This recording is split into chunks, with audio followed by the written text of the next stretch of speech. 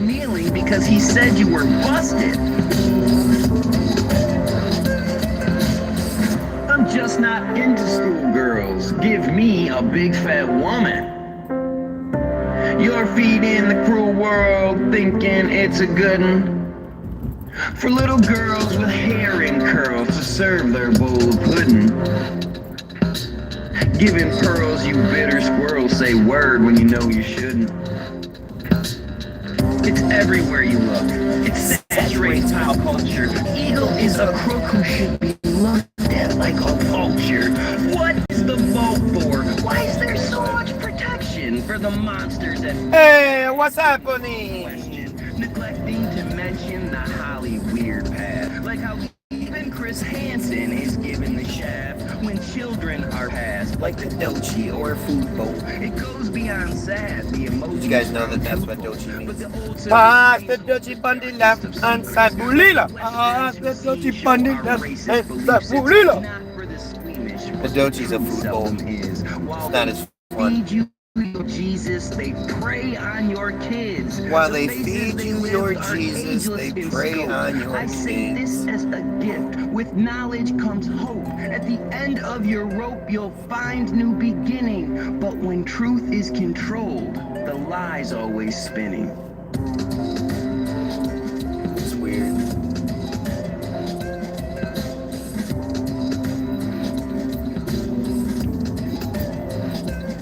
I'm just not into schoolgirls. Give me a big fat woman. Oh, girl, what's going on?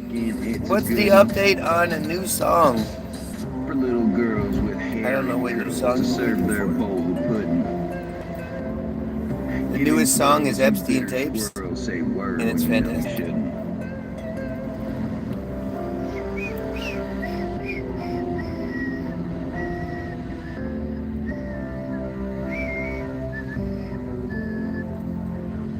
Oh, man. It's crazy shit happening, man. It's crazy shit out there.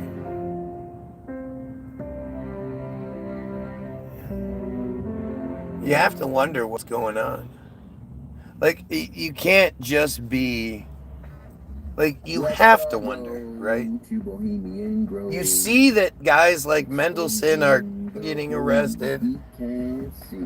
Bullshit like Prince Andrew getting arrested. Like, you see these stories sort of happening. But what is it? You know, Trump is still in office. Trump has been accused, literally at this point, like he's in thousands of emails that have been redacted and removed. Like, they're literally removing the shit. And you have to, like, to me, I you know, it's still all one big show, one big distraction. So I can't help but ask, like, what is going on? What are they doing? I mean, obviously they're trying to appease us, but I don't know. Is this going to be a time where we're going to be appeased like we typically are with nothing? Huge tariffs imposed. Yeah, but they were taken back. So the crazy shit is, he put all of the tariff money into like personal accounts, and then is refusing to give it back. Like, it's all just, what is this shit show we're watching? I just don't understand. Like, I don't know. It's what we're being shown. It's what we're being told to look at. It's what we're being told to pay attention to. So I can't help but think it's manipulation. You know, I don't tend to trust what they tell us. Will he run for a third term? I hope he dies. You know, I mean, that's my hope. I hope he dies in office. And then saying that, it's like, yeah, but then J.D. Vance is in office. And you're like, skull and bones fucking weirdo, man.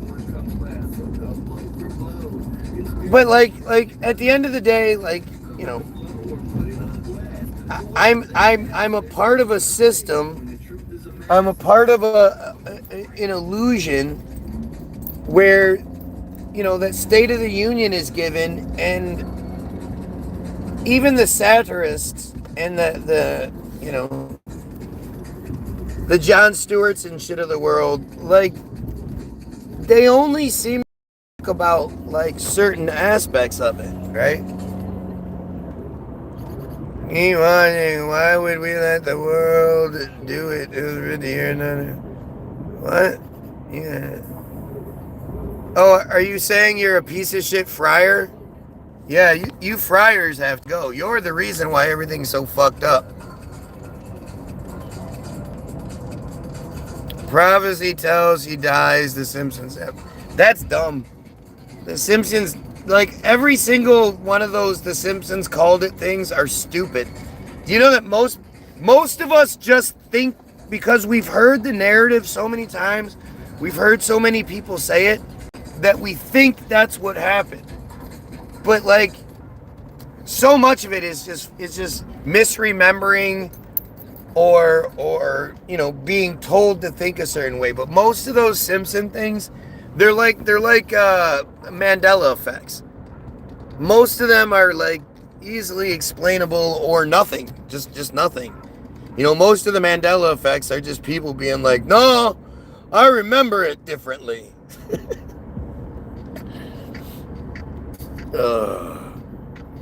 You're about to choke on your neck. Yep, that's what I look like. Free Palestine indeed, but it's not just Free Palestine. Free Palestine, you can't say Free Palestine to the Syrians, to the Iranians, to the Lebanese, to the Yemeni. It's not about necessarily Free Palestine. Like, that's a piece of it, but it's end the cult.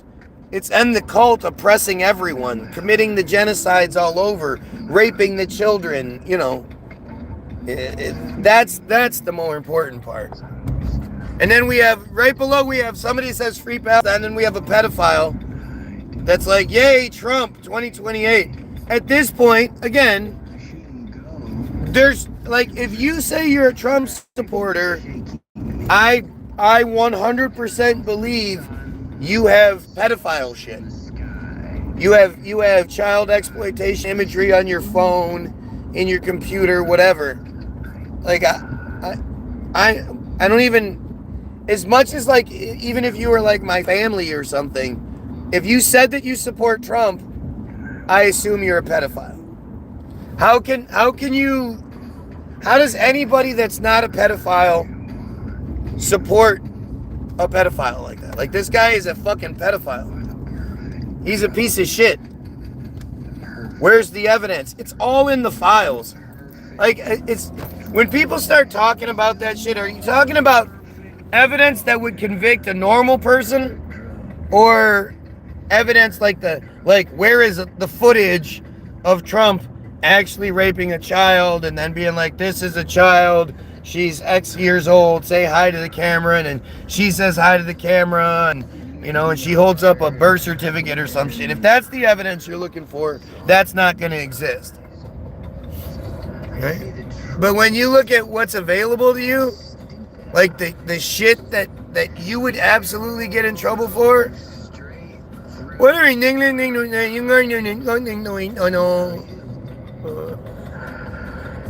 free yourself from politics. Yeah, that's not possible.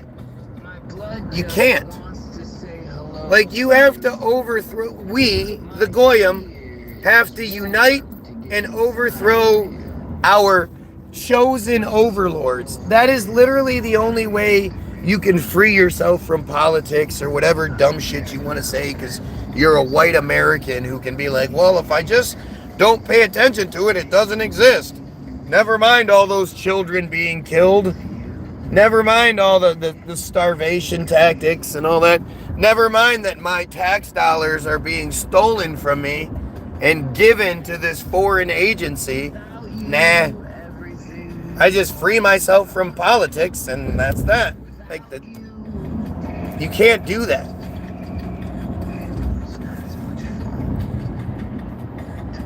Oh, great. We have one of these fake rabbis here again.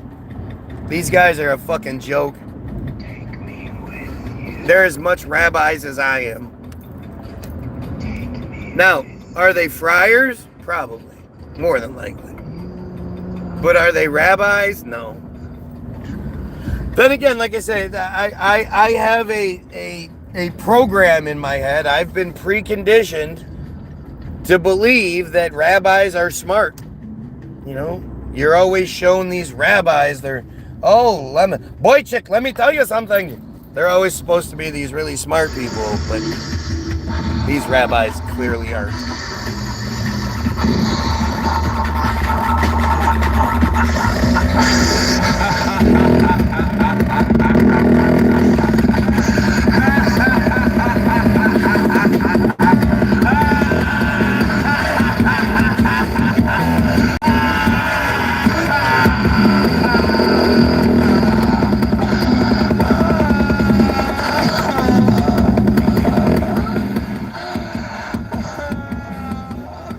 Like I just said, maybe I'm foolish, but I just assume rabbis would be smarter, especially when it comes to their own dumb shit.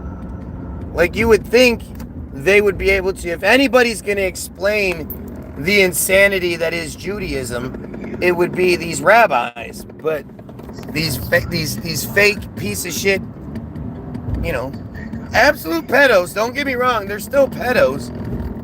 You know, but they fucking, you know, pretending to be rabbis and shit. I mean, it just makes it worse.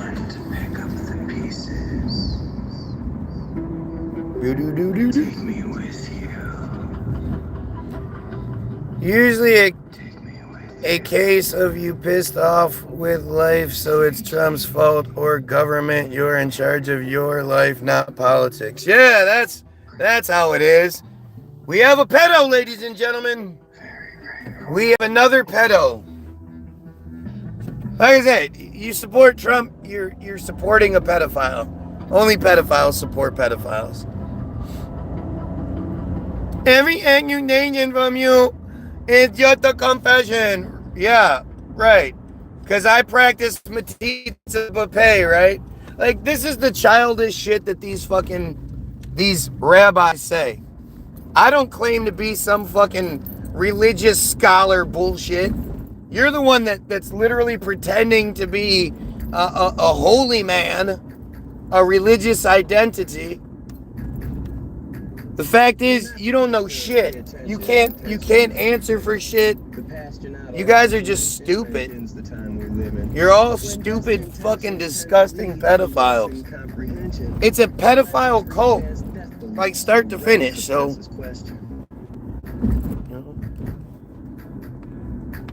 That's why I actually speak out against the shit.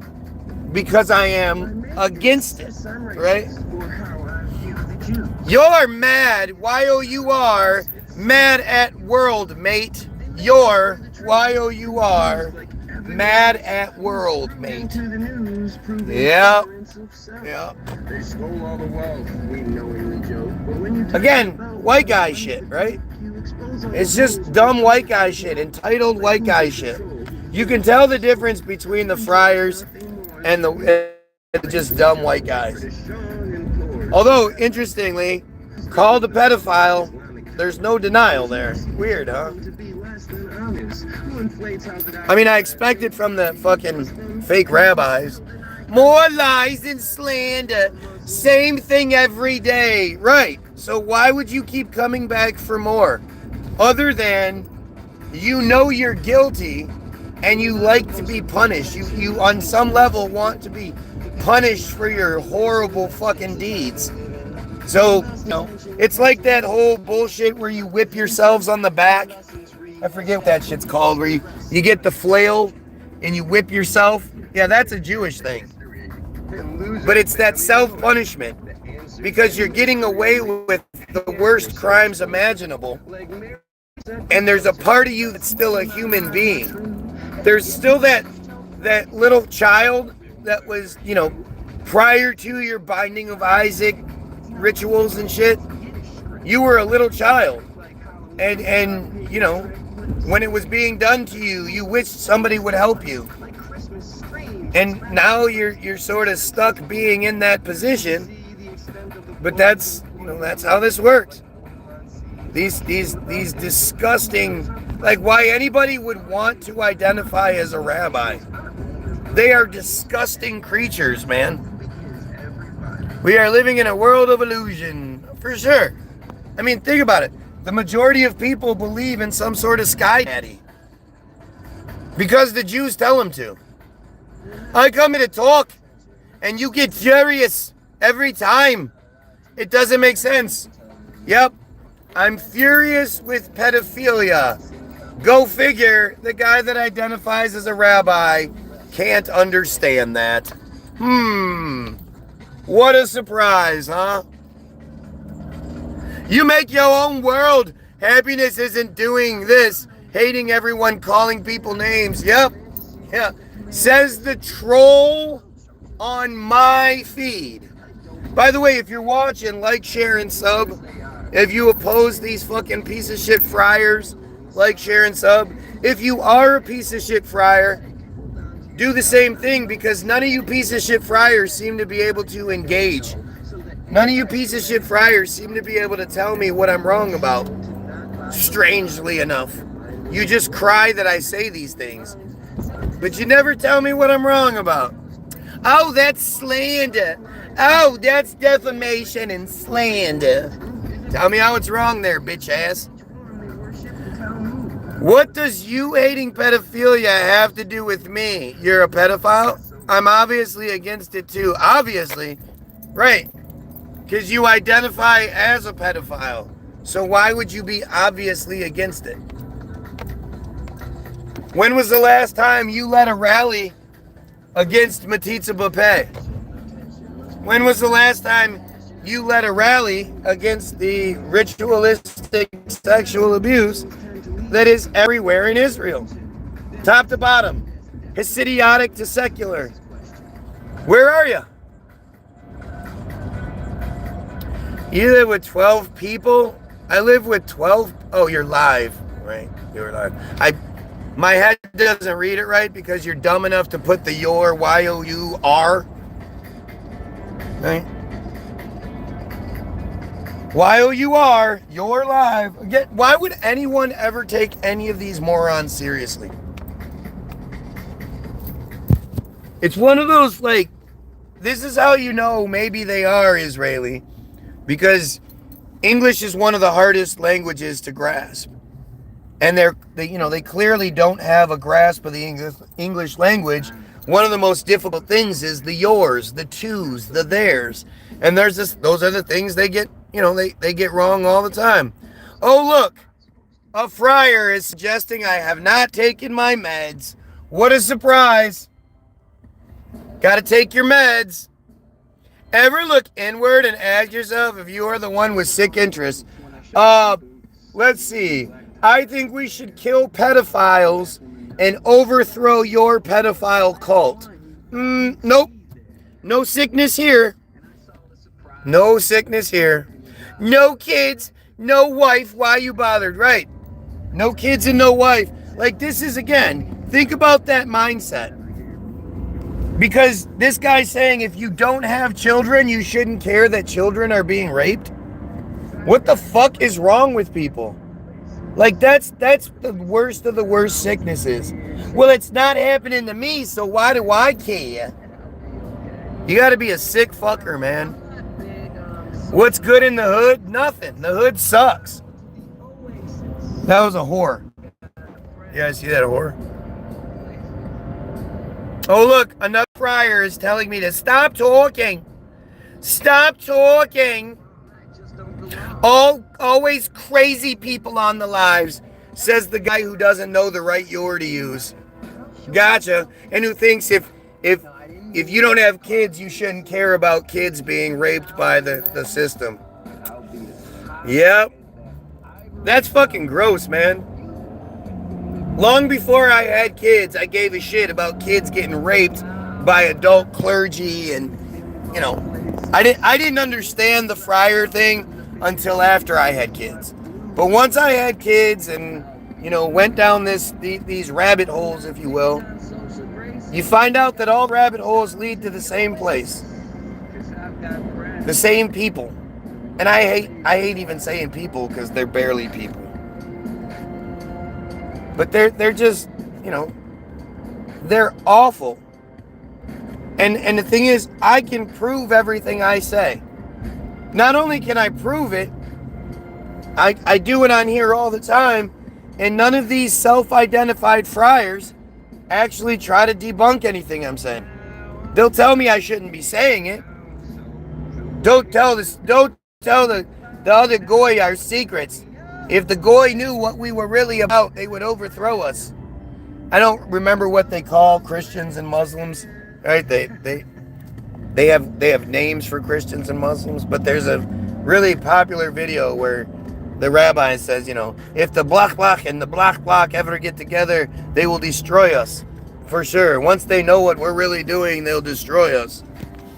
Like, it's fucking crazy.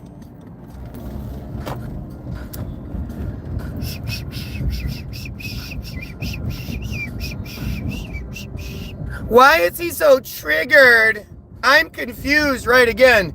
Can you imagine, like, literally identifying yourself like that? Why is this guy so upset about children being raped? That's fucking weird. Why is this guy so upset about the friars being in control of everything? What the fuck, man?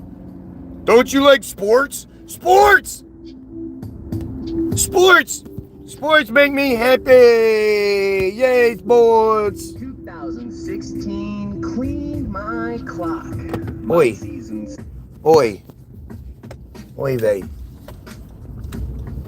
They try to make me join the jihad, and I said no. No. Trump is back on TV trial, but where are the Epstein tapes? Oh yeah, Diddy's gone completely wild, but where are the Epstein tapes? Israel's so disgustingly vile, but where are the Epstein tapes? They have you chasing your tail. Meanwhile, where are the friggin' Epstein tapes? ISIS hit Russia in typical style, but where are the Epstein tapes? The boat hit the bridge and fell into a pile, but where are the Epstein tapes? The churches molested another child, but where are the Epstein tapes? They have the Goy in a state of denial, but where are the friggin' Epstein tapes? Everything's a conspiracy, at least by definition. So, mentioning the fear can seem to sheep like repetition, but keeping Goy opinions in a constant state of confusion is how the weakest of us live in a place where they abuse and display so much amusement from telling us their truth. Then they say we need improvement when we rebel against their proof, but when we delve into the roots, we see the dye they use to mold, the hell they use to spoof us into soldiers to be told, the orders we behold as truth to be self-evident. But the more that we expose, the more useless that the president and all his goofy residents look to Goyim eyes. Their ruse is so irrelevant, their crooked, stupid lies are like bookends to disguise both sides of their illusion. These crooks who send their prize hide their true intrusion, hooked into our lives while compromising movement. They're cooking up the white, yet denying they still use it to supply the shitty music so the Goy can sing along. The grand rising so elusive, it's annoying just how wrong we are in knowing we belong to such depravity is gross, like drinking water from a bong, or like how gravity's a hoax, since we all know different strokes make different people happy. The show we're shown only shows that ignorance we're masking is the last laugh, and they're laughing at the masses they've been smashing on the everlasting control of what we think. The classes they're passing with the math they use while bashing the staff who they've been asking for trolls to shut and bring. The fold our lucky ring or whatever else we need for our golden touch to sting the selfish pricks who we believe help that they deceive. bleeding the Goyim dry. The wealth that comes when we succeed is fleeting if we try to have a meeting in the sky with a God that doesn't care, while we keep repeating lines like we're crazy for our share. It's amazing how we spare the scared who always strike, but when our splits compare, we see the balls that no one likes. Yet we all still recite our anthems like good sheep who just keep falling from a flight of stairs that's made of clearly cheap materials, complete with a typical your fault story. Our serial defeat ends with our Goyim glory. Hell yeah, it does. Trump is back on TV trial, but where are the Epstein tapes? Oh yeah, Diddy's gone completely wild, but where are the Epstein tapes? Israel's so disgustingly vile, but where are the Epstein tapes? They have you chasing your tail. Meanwhile, where are the friggin' Epstein tapes? ISIS hit Russia in typical style, but where are the Epstein tapes? The boat hit the bridge and fell into a pile, but where are the Epstein tapes? The churches molested another child, but where are the Epstein tapes? They have the Goyim state of denial, but where are the friggin' Epstein tapes?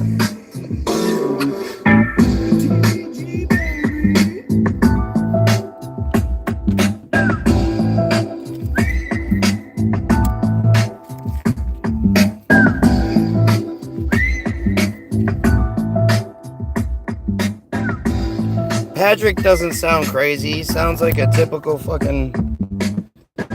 friar. And of course, you know, they're gonna start. It's like they're manipulating you dumb Christians left and right. Like you just don't realize how manipulated you are, but they're using your stupidity against you. Like that dude has a Southern flag as his picture. To me, he's like, look, I have a tiny penis. Look at my tiny penis. But that's what we're supposed to think. We're supposed to think that white guys are like that. Good morning. Good morning, man. Let me get the rest on one, please. Sure thing. Thanks, buddy. Thank you. No problem.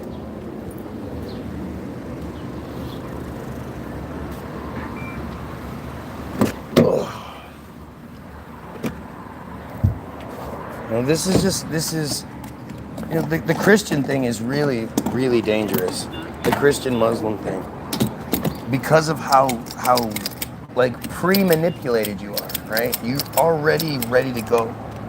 You're already a dumbass believer. They don't even need to provide you anything different. You're like, no, I don't need proof. I don't need anything good. Just you know, keep telling me the same bullshit. If you can prove God isn't working through me, then I'll believe it's real. From my to my hatred of each. Wow, this same dumb friar who is here every day is crying about what I do. What a surprise!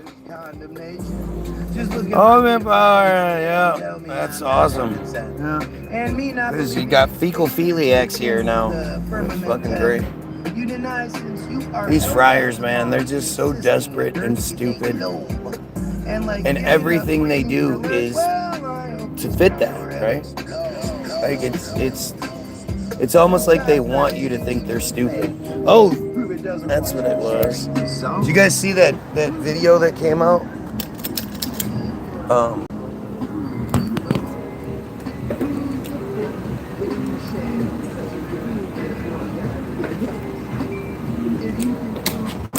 You see that video? Somebody did a like an update on the what was it? Ridiculous Joel or whatever the fuck, the Curious Joel, the neighborhood. Well, a guy did another fucking. Let's see. Telling you you're born mad and that you need to be forgiven by those who think circumcision keeps God from destroying the earth. Constantly caught raping children, you let them tell you your Yeah, words. it's I exposed New Jersey's Jewish invasion. I gotta find that video. I want to watch the rest of it today. I didn't even get to watch the whole thing, but you want to talk about fucking like truth? You know, the truth is right there. This guy's doing an amazing job, and he's getting like just attacked. And it's the same childish shit that you get on my feed. You know, they drive by, they honk, they see that he's out there, they come up to him and tell him he should stop doing what he's doing. He's talking too much, he's telling too many secrets. Like they don't deny any of it. None of them come out and say, you know, no, you know, we're not all taking advantage of the government. Like they'll say things like, you make it sound like all Jews do this and all Jews do that and blah, blah, blah, blah. Like they do the same sort of crybaby shit. But because this guy is so, like as much as he's doing great work to expose the Jewish invasion of New Jersey and show who they are as people, like the ugliness that is them as people, because they really are just foul, awful human beings, and the video highlights that really well. But it you know, he's still, you know, whenever they accuse him of anti-Semitism, he doesn't say, fuck yeah, I'm extremely proud of my anti-supremacy. That video has so many views. I'm surprised YouTube even allows it. But it has, you know, it was, when I saw it, it was up for like 2 days. It had like 68 million fucking views. Oh, look, I'm getting called schizo. What a surprise. And they were doing that to him too. They were saying, you know, mental delusions and all that. Because that's literally all they have. Like, to me, it's so cool to watch it now. Realizing, like, I know how Tom Brady watches football. Right? Like, I love watching football games where Tom Brady is covering it because you get insight into the genius that is that man. And that he watches games differently.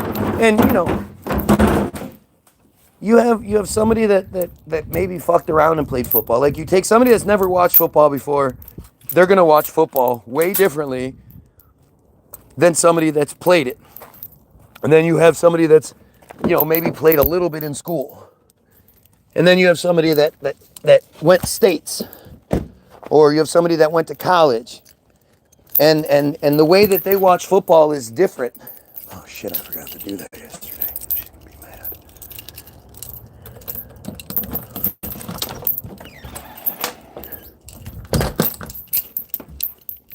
I'm sorry. I forgot. They are subhumans. Yeah, I agree. They are the worst. The worst thing about society is them. Right? Move, dummy. Move, you big dummy.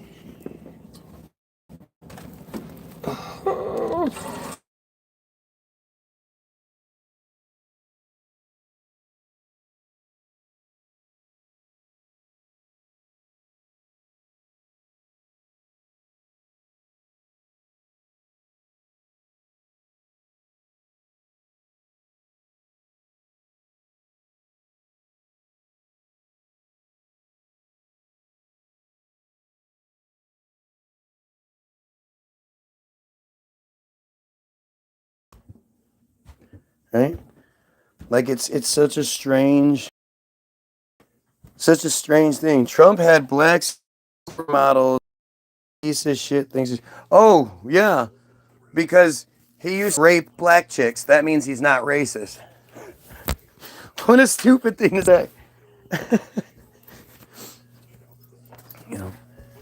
Hot chicks are hot chicks. But, you know, the reality is Trump's real preference is clearly children. And I think actually guys like Trump, like their predilection towards children isn't sexual per se. You know, they still probably, you know, at least can pull off pretending to enjoy having sex with women. But, you know, I think the majority of it is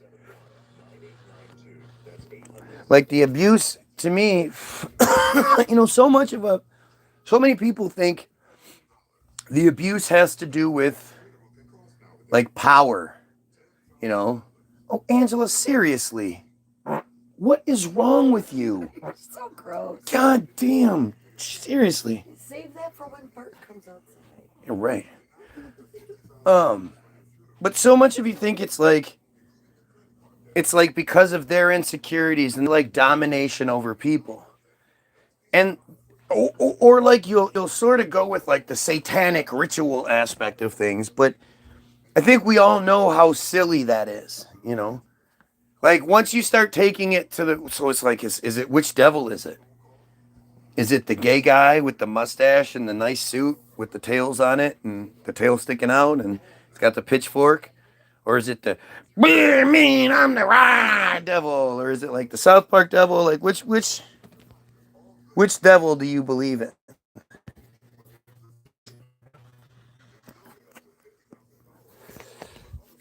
And instead of assigning blame properly where it should go, we end up foolishly, giving all the accountability and responsibility to tomfoolery, to fake bullshit, to Satan. It's Satan. And that's just stupid. It really is just you being stupid at that point. You're allowing yourself to be manipulated in like the most obvious ways. Did they fuck with the comment section all of a sudden?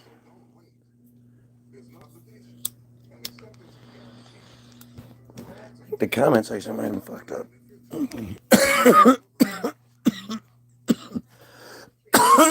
So I wanna watch this video with my wife today, actually, but.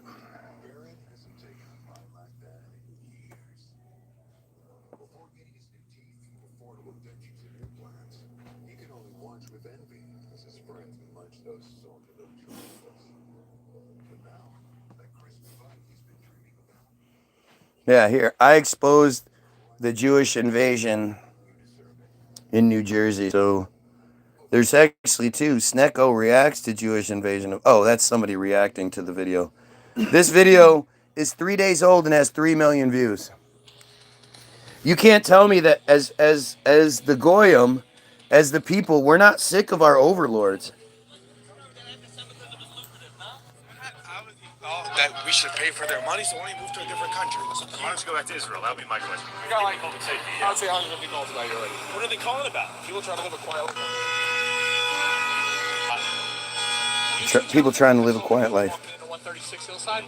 Angela, stop it. Come back. You say anti-Semitism, I say anti-Goyism. The Jewish community is extremely racist. You have a group of people that call themselves God's people. You are a Semite supremacist. Elon Musk has 12 kids. Why can't I have 12 kids? He pays for them. Why can't I have 12 I should kids? pay for your kids. I'm arguing that the government said. That's our money. I pay taxes. Excuse me, sir. See that? You see what they do? What are you doing? Excuse me, sir.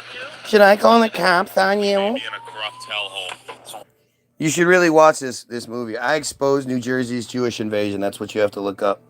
Right? Holy fuck. You know. I know it doesn't mean anything to you, but Texas is going nuts. It's about to turn to a democratic state for the first time ever. Yeah. Could not care less. Could not care less. Wish, like, I don't even want my feed to be distracted by that bullshit, especially when we're in the middle of something important. Like, it's crazy. Republican, Democrat, I don't give a shit. Of course they're going to start pulling out these crazy stops. Trump's going to acknowledge that aliens exist and all this. They're trying everything they can, and it's not because of Epstein files. It's not because of Donald Trump. It's because of the Jewish exposure. Like, there is something else that is happening, and they're doing that video has 3 million views in 3 days. Right? That's huge. That is fucking huge. And again, look at all of these comments, right? They're mad because of what? What again has you so mad? Why do you support the friars so much? Why should anybody support them? They're awful. Why doesn't anybody ever tell me what I'm wrong about? Why doesn't anybody ever tell me how I'm wrong about this stuff? These friars are good. You guys, the rabbis that were here earlier, remember? He fucking ran away real quick, didn't he? They always run away. They use the same kind of crybaby. Sir, shall I call the cops on you? You're filming something. You know, I so badly wish I was physically capable of doing that kind of shit. If I was younger, if I was like 20 years young, I was telling Charles about it today. When my buddy and I moved from California, or from Michigan to California, we got a video camera and set it up in his vehicle. He had a van, and we set it on the thing, and we recorded our entire trip. Like we were doing live videos before you could go live. If I would have had the ability to go live 20 years ago, I definitely would have been. And right. Because a person who is being censored would have hundreds and hundreds of views. They wouldn't have 9 likes and 14 views, or 9 likes. They wouldn't have more likes than views. They wouldn't have 2,500 subscribers plus and 11 viewers. No, that's not censorship. All those 2,500 people, they subscribed, but they don't like me. That makes sense. Now, if I was censored, then I'd be like Ian Carroll, right? I'd be like Stu Peters. I'd be like Quinn O'Flynn, or Flynn O'Quinn, or whatever the fuck his name is. I'd be like Ian Blakely. I'd be like any of these other truthers that are allowed to have huge followings. Why is everybody allowed to have huge followings? Aren't they better than me at this? Aren't they all giving more information than I am and doing a better job, better edits? They don't make my shitty music. They aren't they better? So why are they allowed to exist so well?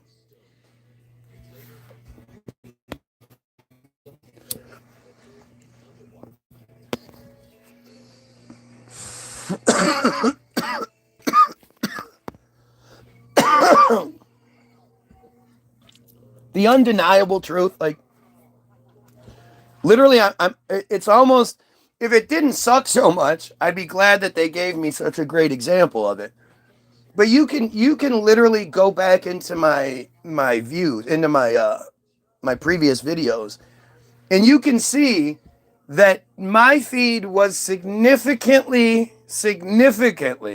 tanked the day after Charlie got kirked.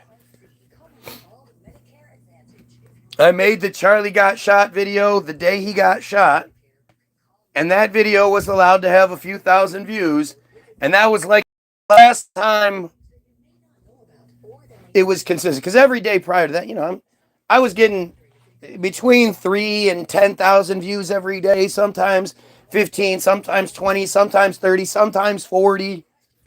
I was getting all kinds of views. And then Charlie got kirked, and the next day, I was lucky to get 100. The fact that I have 17 now means I've had to crawl my way back again after all this time since Charlie got kirked. And anybody can prove it for themselves or disprove it. Just go look, and if I'm lying, you can say so.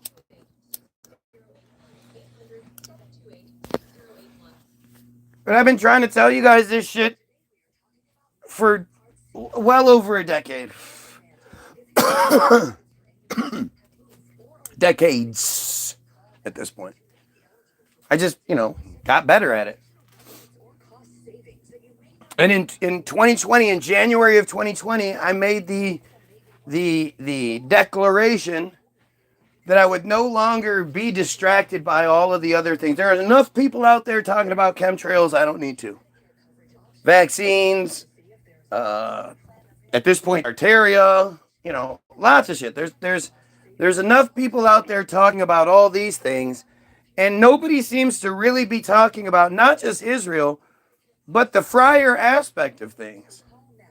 So I'm going to talk about that. I'm going to focus on that. I'm going to focus on trying to get the United States to cut off Israel from the $3.8 billion every single year given in the first fiscal month of every year, cash payment, no restrictions, no regulations, no monitoring, just cash. And that's just the beginning. Like, they get lots more money throughout the year, but we need to cut off that teat. And they always claim that they want to, they want to be independent of us anyway. So let's give them what they want. And we'll use that $3.8 billion a year to form an official government pedophile hunter agency. That was my stated declaration in 2020. I hadn't gotten here yet. I was just starting to get here. I was starting to understand. And now it's crazy because it's, I've been saying, like, I was the pariah. I was the bad guy. I was the, yeah, that might be true, but you're not supposed to say it guy, right? And I stood strong. I said, no, I'm not going to go back to talking about things that will get me views. I could be talking about chemtrails or if I made Tartaria videos, even making Epstein videos will get you popular today. But I'm gonna stick with actually trying to delve into this friar aspect, not just the Israel aspect or the Epstein aspect, the friar aspect of things. And in doing so, I have, it's crazy. My like, if you were somebody that used my feed to play the stock market, you'd be rich as fuck by now. Rich as fuck. Because I've been calling world events for a while now. And look at this shit. Right? There's nothing that even comes my way in opposition. It's just clown shoes, left and right.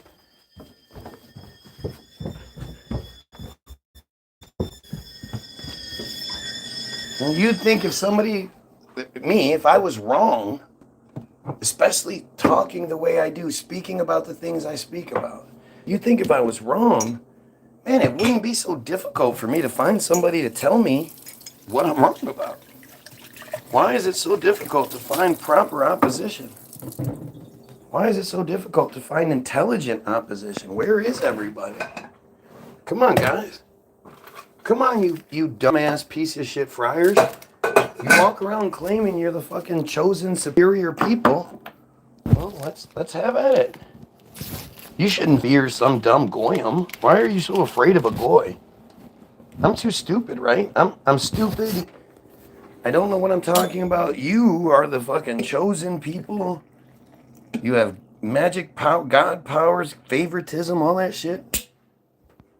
You have a whole huge history, right? It's not a manufactured fake history. It's a real history.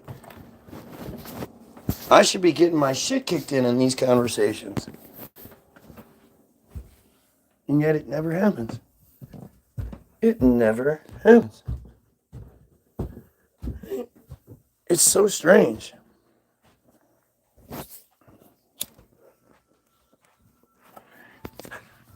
I'm talking about we should kill pedos and overthrow the friars. And somebody says, you're old and poor and you wasted your life. No one loves you. Right? That's the response to we should kill pedos. Who do you think is going to respond to we should kill pedos with some shit like that? Other than a pedo, obviously. Right?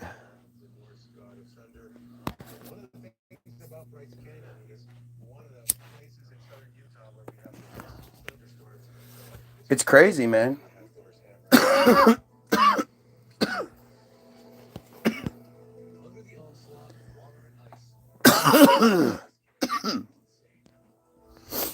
It's crazy, man. I've been,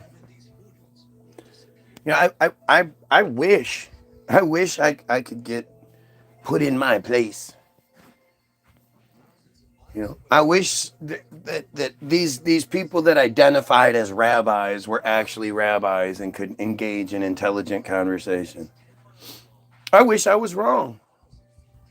I wish they weren't fucking raping children and shit. I wish that wasn't the case. Believe me, that's the point, right? That's the point, is to get to the place where they aren't raping children, where they aren't practicing pedophilia and shit as like a standard. The goal is to make things better. The goal is to stop all of this shit. And so you have to, you have to ask yourself, like, who is the opposition?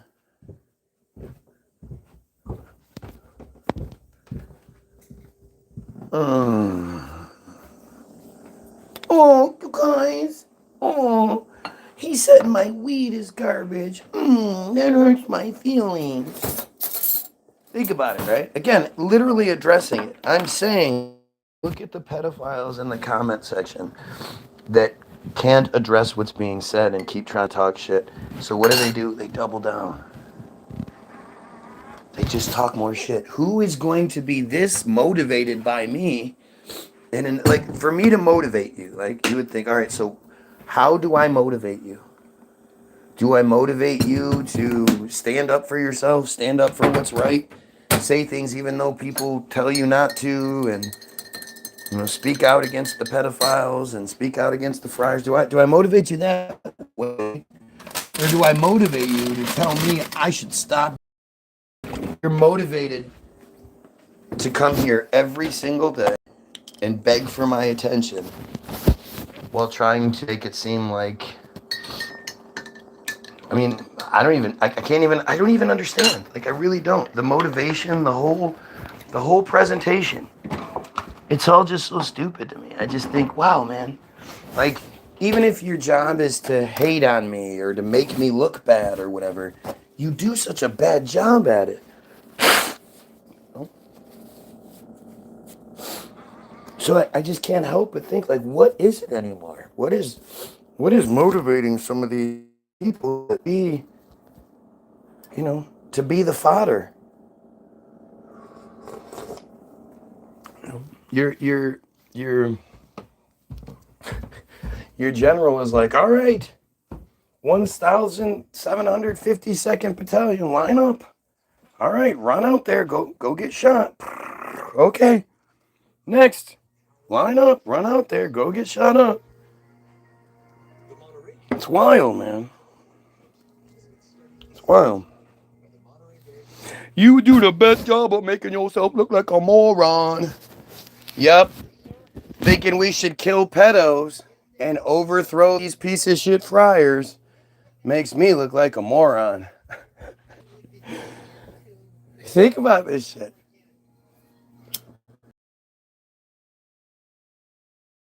They're so gullible that they just keep walking into the trap over and over again.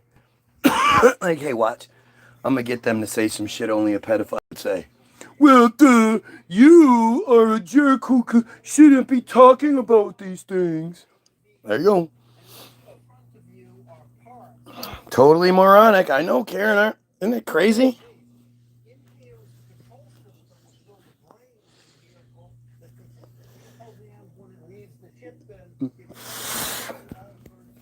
Oh, Angela, seriously? If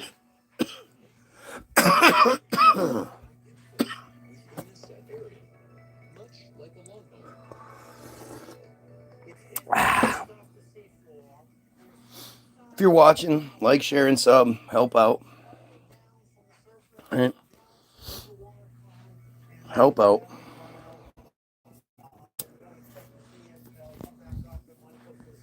Look at how much effort they put into me. So if you guys aren't putting as much effort into me, into fighting this system as I am, what the fuck? That shit was crazy. I wish I would have shown you guys from the beginning the way it was dead center in the middle of the hole. Like, there's so much more going on. It's just so silly. Right. She needs to open a window for sure. Right. But, like, think about this shit. Think about what's happening. You know, all of this effort that goes into me, little old me, little nothing me. The real people that are here, how much time do you spend on one person that you supposedly hate more than anything?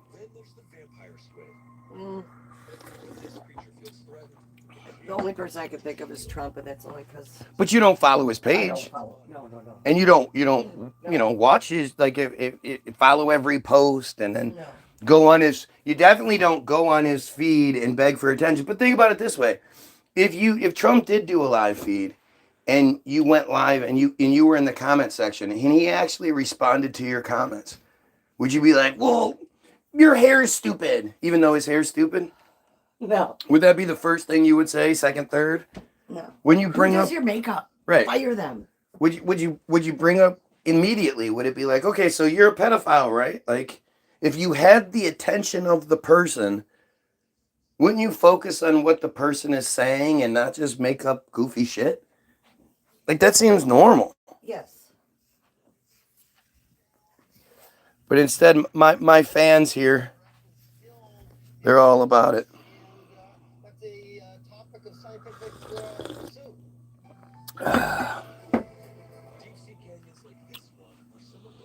Look at this shit. Jerusalem will rise again. Again, who do you think's saying that?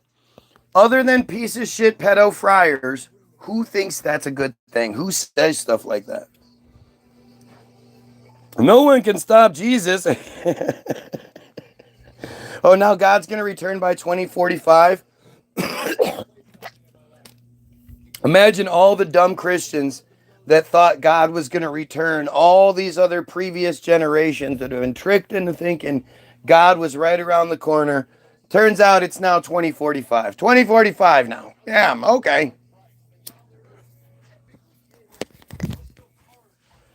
It's actually scary, like, to think if that's what the narrative that's being pushed through the Christian community is. That's really scary, right? Because when you align it with the memorandum of understanding being signed, you know, the 20-year memorandum of understanding. I need to look at that shit. I need to look that shit up. But this is just so stupid. Like, again, this person that's going to talk about Jesus, understand, at the end of the day, he doesn't know anything about Jesus. He can't actually have the discussion about Jesus because, you know, he basically only speaks from the perspective of he heard some guy say this one time and he liked it, so he's repeated it since then. But he doesn't know anything about this shit. None of them do. They're just dumb. I wouldn't spend any more time asking them why they're so stupid. Can't fix stupid. I'm never really asking them. I'm asking the people that are in here that might be on the fence. The people that are staying quiet. You know, there's 11, 14, 18, whatever it is. There's people here. Now, I assume at least half are Israeli trolls. But there are always going to be people on here that are new or quiet or whatever. And I'm just trying to get them to, like, ask themselves these questions, right? If I'm wrong, why don't they just point out what's wrong and debunk it and make me look stupid, and then I lose all my fire and shit. Oh, you have the person that's talking about Jerusalem, the friar, now he's telling you dumbasses to repent. Some dumbass just said PP Palestine. That's how, like, immature and disgusting they are. Is, you know, like, that's the best they could come up with because they're just that stupid and immature. Comments are being written on a screen as if I'm watching this as a replay. Interesting. Look at this shit, right? Look at these dumb crybabies.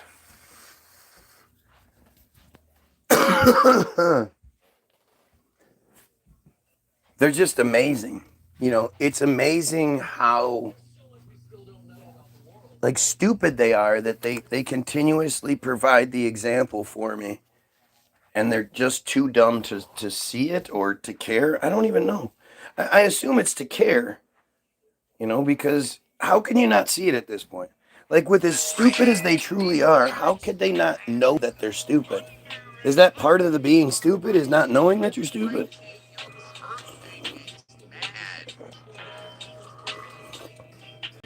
Energy vampires, yeah, but I like to, like, I think of myself as Goku. There's that fight before they release Majin Buu, where he has to fight that creature that absorbs the energy, eats it, gets stronger. So Goku's just like, fuck it, you want to do that? All right, blah, and just overloads him with energy till he explodes. Well, that's my goal. And the thing is, too, like, I think they don't realize, like, I'm feeding off of them, They might be energy vampires, but they're not getting mine. They're providing me valuable examples of everything I'm saying. Like, I can't tell you how much I appreciate the Friar infiltration here.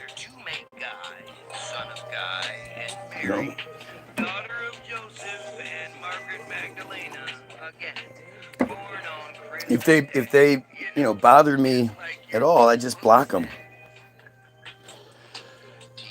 Of course they don't care. Right, exactly.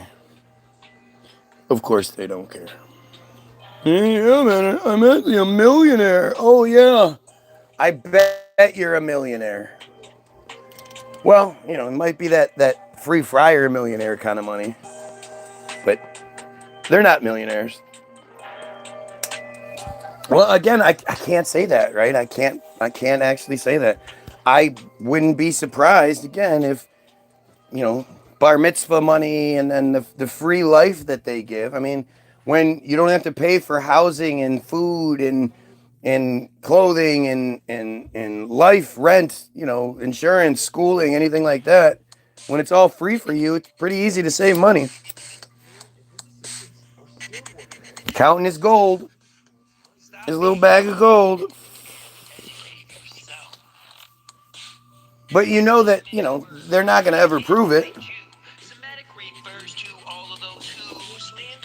The reality is, a millionaire, especially in this kind of capacity, wouldn't hesitate to prove that they're a millionaire. And something as crazy as, donate $1,000 to TBG. Just show that you have it like that. $1,000 to a millionaire is like a penny to the rest of us. Right? So why, they could easily just prove me wrong, and then even laugh like, you're spending our money. Well, your money that we have, that we gave you. Like, there's all sorts of sort of I told you so's that they could do with this. And $1,000 to drop $1,000 on something like that, especially knowing that, we're such trash that if you dropped $1,000, it's not like it would help, right? We're trash. So you could pay $1,000 to have all of the credibility in the world, but you won't. You're a coward. You're a liar. How does anyone accept the premise that someone is born above them just because of... Yep, I'm crying, all right. I am crying. Thoughts on World War III? Well, it's funny because people have said World War III bullshit all the time. And I've always said, like, not always, but in the last few years, I've said, like, and if said World War isn't based around Israel, then it's not a world war. Because World War I and World War II were about Israel. There were other things, other missions being accomplished. Cleanup missions, destruction missions, shit like that. Subjugation missions, one way or another. But the main goal of World War I was to get the, to start the dominoes, to start the avalanche that would turn out to be Israel. They knew that the only way that they could ever take Israel outright is if they eliminated the resistance. And so, because of World War I, British mandatory Palestine was created. And that, for the next 30 years, the Palestinians lived under the illusion that they were safe, that they were being protected by the crown of all things. Like they had a pretty significant protection scheme going. And yeah, don't worry. You don't have to join the military. You don't even need to have a military. You know what? You have the British military is yours, so don't even worry about it. Don't train yourself. Don't come up with strategies, tactics, anything like that. We got your back. And they did it for 30 years. So think about how many generations of comfort and weakness they instilled in the Palestinians. Safety. And then suddenly in 48, not only did they take it away, they turned around. Because there's this whole narrative that the Nakba happened because the Israelis, stormed Palestine and took a bunch of it over. Well, Israel didn't exist. So how could you have Israelis? How could there be an Israeli military force if there wasn't an Israel? Where did they even get their military from? Where did they get their uniforms? Where did they get their guns? Where did they get their vehicles? When you understand that concept, that it wasn't theirs, they just turned the British around. Your mission was to protect, now it's to destroy. And it's called the Nakba, May 15th, 1948, the catastrophe, but it pales in comparison to what's happened since October 7th.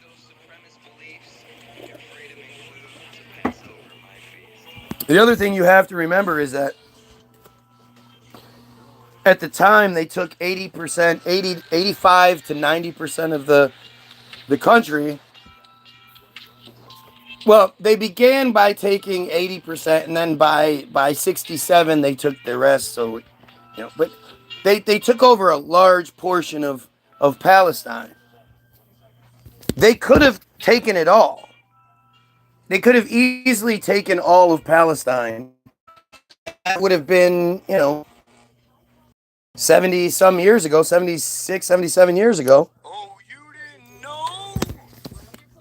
And we don't really talk about too much from 77 years ago that happened in foreign countries. Right? We don't, most of us barely know any history of the United States history from 1948.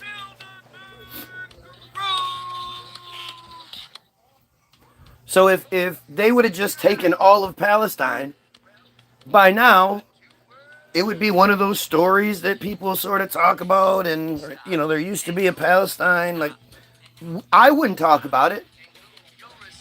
Because, I don't talk about what was... How many of you know about the Jewish Autonomous Oblast? Unless you've been... How many new people, I should say? My viewers know about the Jewish Autonomous Oblast. But most of you don't. And we definitely don't know what the Jewish Autonomous Oblast was before 1928. We don't know anything about the people that were there, the takeover. We don't know anything about that. We just know that, according to the narrative, the people that all they've ever wanted was a homeland, a land to call their own. They were given a space much larger than Israel. Beautiful paradise type of place. Mountains and forests and very sustainable area, right? They were given this area to prevent them from doing the planned fucking genocide of the Palestinians. And they didn't want that. They wanted Palestine. So they continued with the plan. It's really fucking disgusting what's been allowed to happen. So when you ask about World War III, well, Israel is a main component, is the main like antagonist, everything right now. And not only has the other wars, so we had World War I that set up British mandatory Palestine, then World War II that gave the excuse because for some fucked up reason, what German guy did meant people in Palestine had to pay the price. Like seriously, just think about how fucking ridiculous that is. That's like you get in trouble for drunk driving or some shit. And you live in Michigan and somebody in California has to go to jail for it. Some random person. You're like, what? Oh yeah, you happen to be connected to that guy in Michigan. Your number came up. He got a drunk driving. You got to go to jail. Like, it's so stupid, it doesn't even make sense me saying it. But that's literally those poor Jews. They were made into lampshades and fake bullshit stories. That means we need to do the same thing to the Palestinians so the Jews can live there. And so there was the Palestinian partition, or the Palestine partition, which was proposed in 1946. And it was like, look, okay, we don't want to be rude or anything. We don't want to be mean. We want to be fair. So how about 56% of Palestine goes to the Jews. The people that live there, you get 44%. And there's a little leeway in between. But how about that? How about you take the deal? We're going to get, instead of keeping all of your land, you keep 40% of it. How's that sound? And unsurprisingly, the Palestinians were like, no. And the Jews were like, see, they don't want to work with us. They're being unreasonable. Well, because of that, we're going to go take 85% of it. You okay? You got kneed in the face accidentally. What are you showing me? I don't know what I'm supposed to be looking at, Caron. I can see the chat for sure. I just haven't moved it yet. Yep. No, that's just trying to show me. I can see it.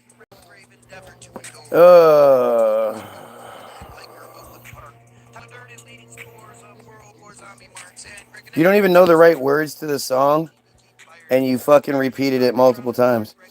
Apparently, they get a free ride over here to not just, yeah, that's what I'm saying. Did you see that? Did I send that to you, or did you see it?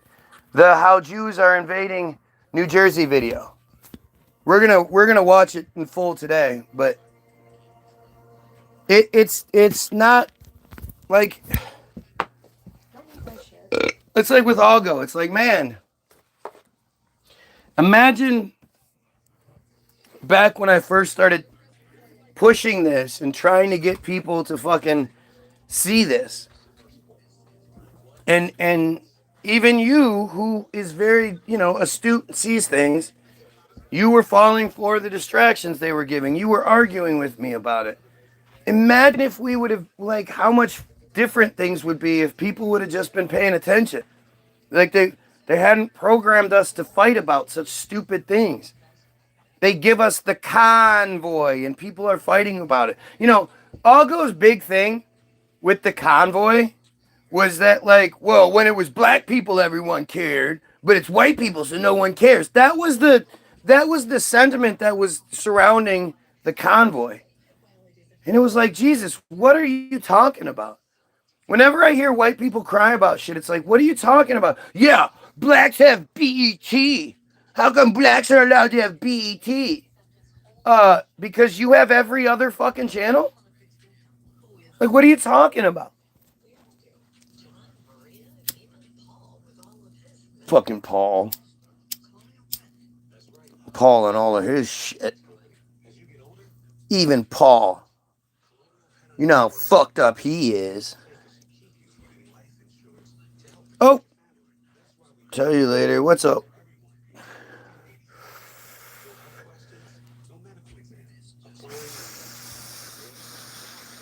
It's fucking crazy, man. We're, you know, it's this weird thing where I just go like, okay, maybe you don't know about it, but then when somebody tells you about it, where does the protection mechanism come into play? How have you been so programmed to protect a group that really all it would take is a good 10 minutes worth of looking before you'd understand how much they hate you?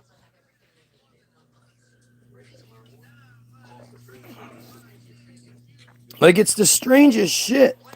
I don't get what's holding people back. I mean, I think a big part of it is the religious aspect. You know, those are the chosen people, God's chosen people. Jesus was one of them. But I think just as powerful as that is the PC movement, the fear of being labeled something akin to being called a racist, because you know that being a racist is awful, and you're not a racist. But when they say, you know, the anti-Semitic bullshit, they're sort of implying that you're a racist. And nobody wants to, you know, nobody likes that. Nobody wants to be called racist. Yeah. Oh, look. Junkie pedophile says, I'm doing my research on his location. Right, junkie pedophile. Gotcha. Like, again, think about that. Think about, like, this guy is he's making threats and shit. Why would I matter so much to this guy? What is the obsession over? Let's say he was real. What's the obsession? He's a junkie pedophile. Why is he so obsessed with me? You know, his dad did horrible things to him as a child. And so it's turned him into this weird fucking monster type character. Totally insecure, you know, totally irresponsible and you know, can't take any sort of accountability for anything. And this dude is just obsessed with me. Maybe it's some closet shit, I don't know. But it's fucking weird. They still want to keep their cognitive dissonance. Why would you want to find this client? Exactly. Why? What are you hoping that we hit it off? Maybe if I just get to talk to him, he'll like me. I don't like anybody, dude. I can attest to that. Yeah, I don't like people. You're all stupid. He doesn't really like me either, guys. Right. She sucks.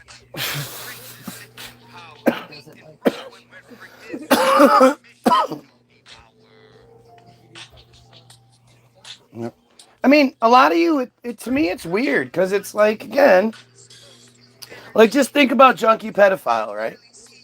Like, I can't understand who you are. Why would you be like,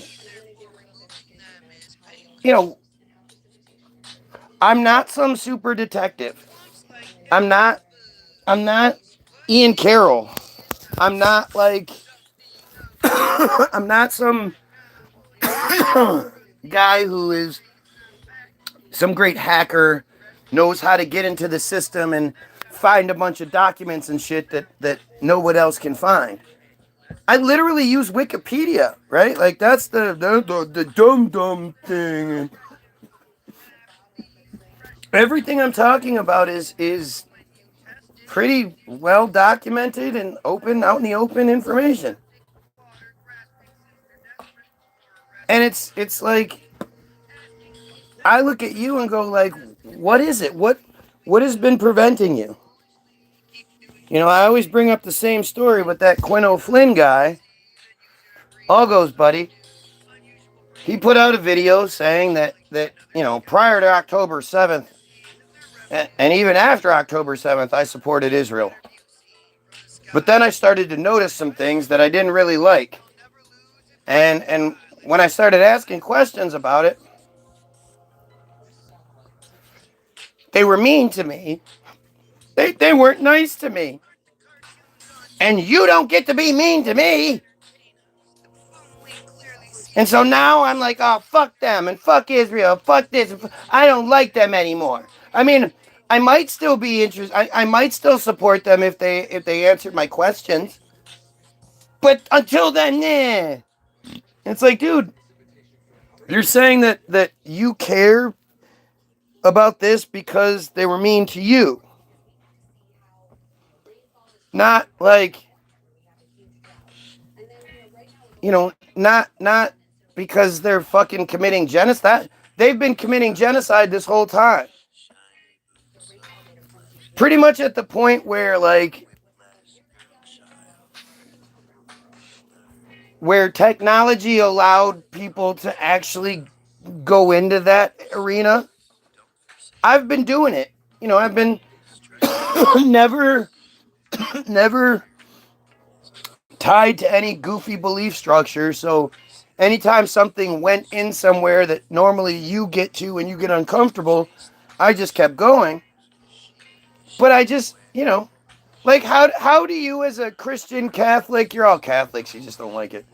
How do you guys know that not only do your clergy keep getting caught raping children, but the main, I'd say it's a country, but it's somehow one of three not countries, Washington, D.C., the U.K., Great Britain, and the Vatican are these three sovereign nation states that, aren't bound by anyone's laws.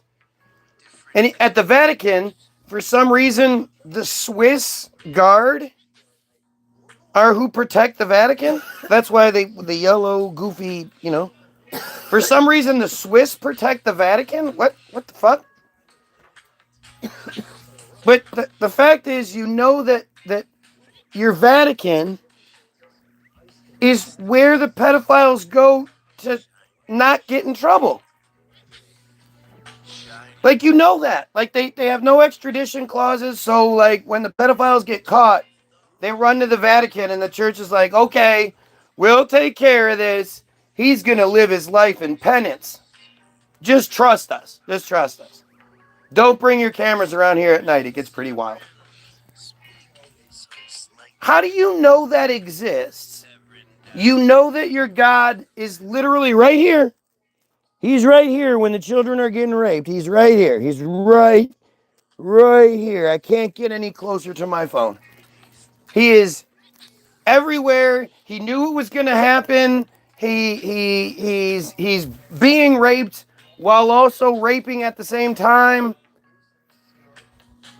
And it, it's not like as soon as that clergy's like, I'm going to rape Tommy today, God goes, oh no, you're not, heart attack. Or God doesn't send somebody that'll give a shit and not join in to go interrupt things. No, this shit just continues to happen. But hey, as long as you can work really hard all week, work your fingers to the fucking bone, put in those extra hours that you don't even get paid for, take all the shit you get from your piece of shit boss, so you can basically make enough to make it to the next paycheck. Like, you literally are on fumes, and if your paycheck is a day or two late, then it fucks everything up, right? Like that's God's like, that's what you're supposed to be doing right there. That sounds fun. And you do all that so you can eat, But then just before you do eat, you're like, oh, thanks God for this food. God's giving you that food, but can't fucking do anything about these pedos.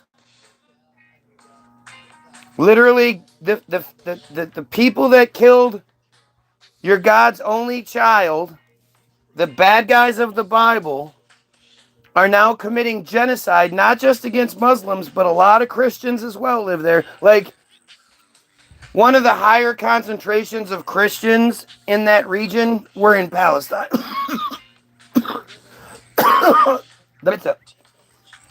That's a very, prominent Muslim demographic in that region, but there were a lot of Palestinian Christians, like a lot of them,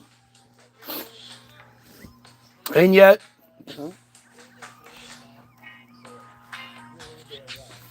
God doesn't do shit.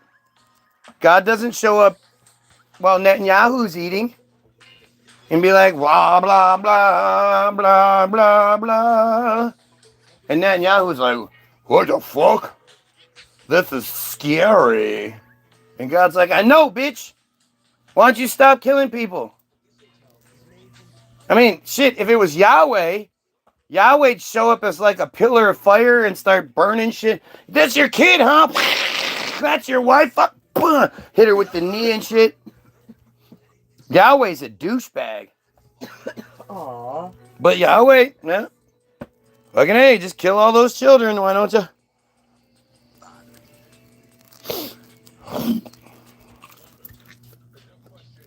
And it's funny because none of these Christians will address what I'm saying.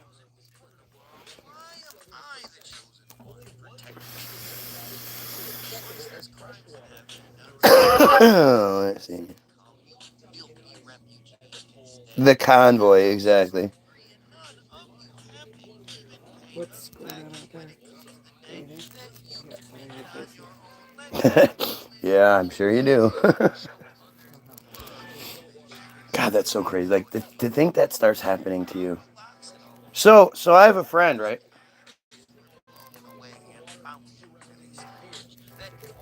I'm trying to get her to do an interview with me. Because she is what I've always wanted to interview. She's one of these broads who was, unfairly attractive her entire life. Like, from a little girl, she was super cute, and you know what I mean? And then as a teenager, someone like her, I would imagine, has been fending off the advances of dudes as long as she can remember. She's like a real life Barbie doll. She used to be. This was a long time ago. But like really, like, what's fascinating to me about the interview is not the good side of it. I want to know the bad side of it. You always hear those hot girls get interviewed where they talk about how they were awkward and shit. Well, this girl wasn't. She was always beautiful. And I want to know, like, what was that like? What's it like to know that you can manipulate any situation you want? What's it like to also not be able to trust anyone? Because it doesn't matter, like, it doesn't matter what the dude says or what relationship he's in or whatever it may be. If she tries to fuck him, he's gonna take it. So I'm not talking about now.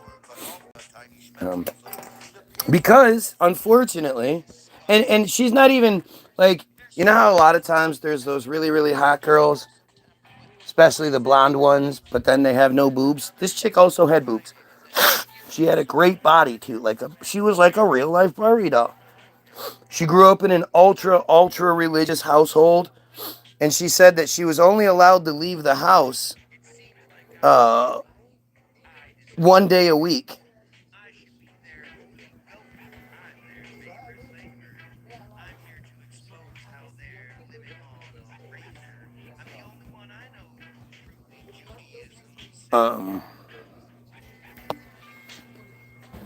really strict and ultra religious and, blah, blah, blah.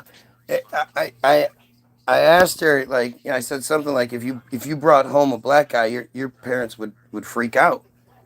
And she was like, I've been with a couple of black guys. And I was like, wow, you of all people, like, I wouldn't have expected that. Such a Christian, Trump supporting, very much a stereotype. I think they might have had some decent money growing up, but maybe dad died. I don't know. I don't know all the details. This isn't somebody I know. This is just kind of stuff I'd love to interview and find out. But she says now one of the big issues is that she's gained like 40 or 50 pounds because of the medication that she now has to take. And I was like, what do you have to take medication for?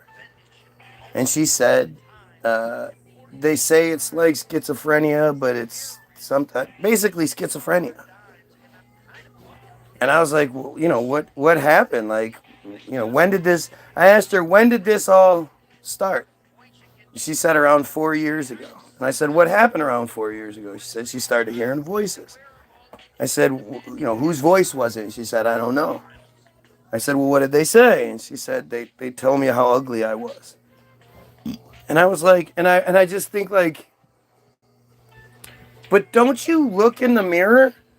Don't you see what is stereotypically beautiful and realize that you fit that category? All of them? Don't you see that like every dude treats you differently than they do anyone else? Like, how can you even begin to think you're unattractive? How does that work? And I mean, I'd interview my wife about this kind of shit, but she gets all super fucking goofy about it. Oh, I wasn't like that, but she was. But she won't say so.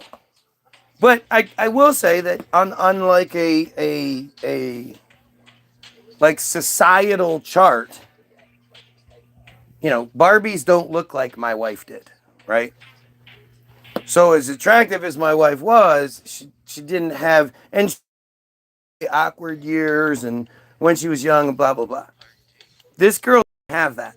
This girl had a completely different experience. And that's the thing that I want to know, I want to hear about, because it's so fascinating to me. But she said, that she has to take this medication and all this because it started 4 years ago. And I was like, 4 years ago? How many shots did you get? How many shots did you take?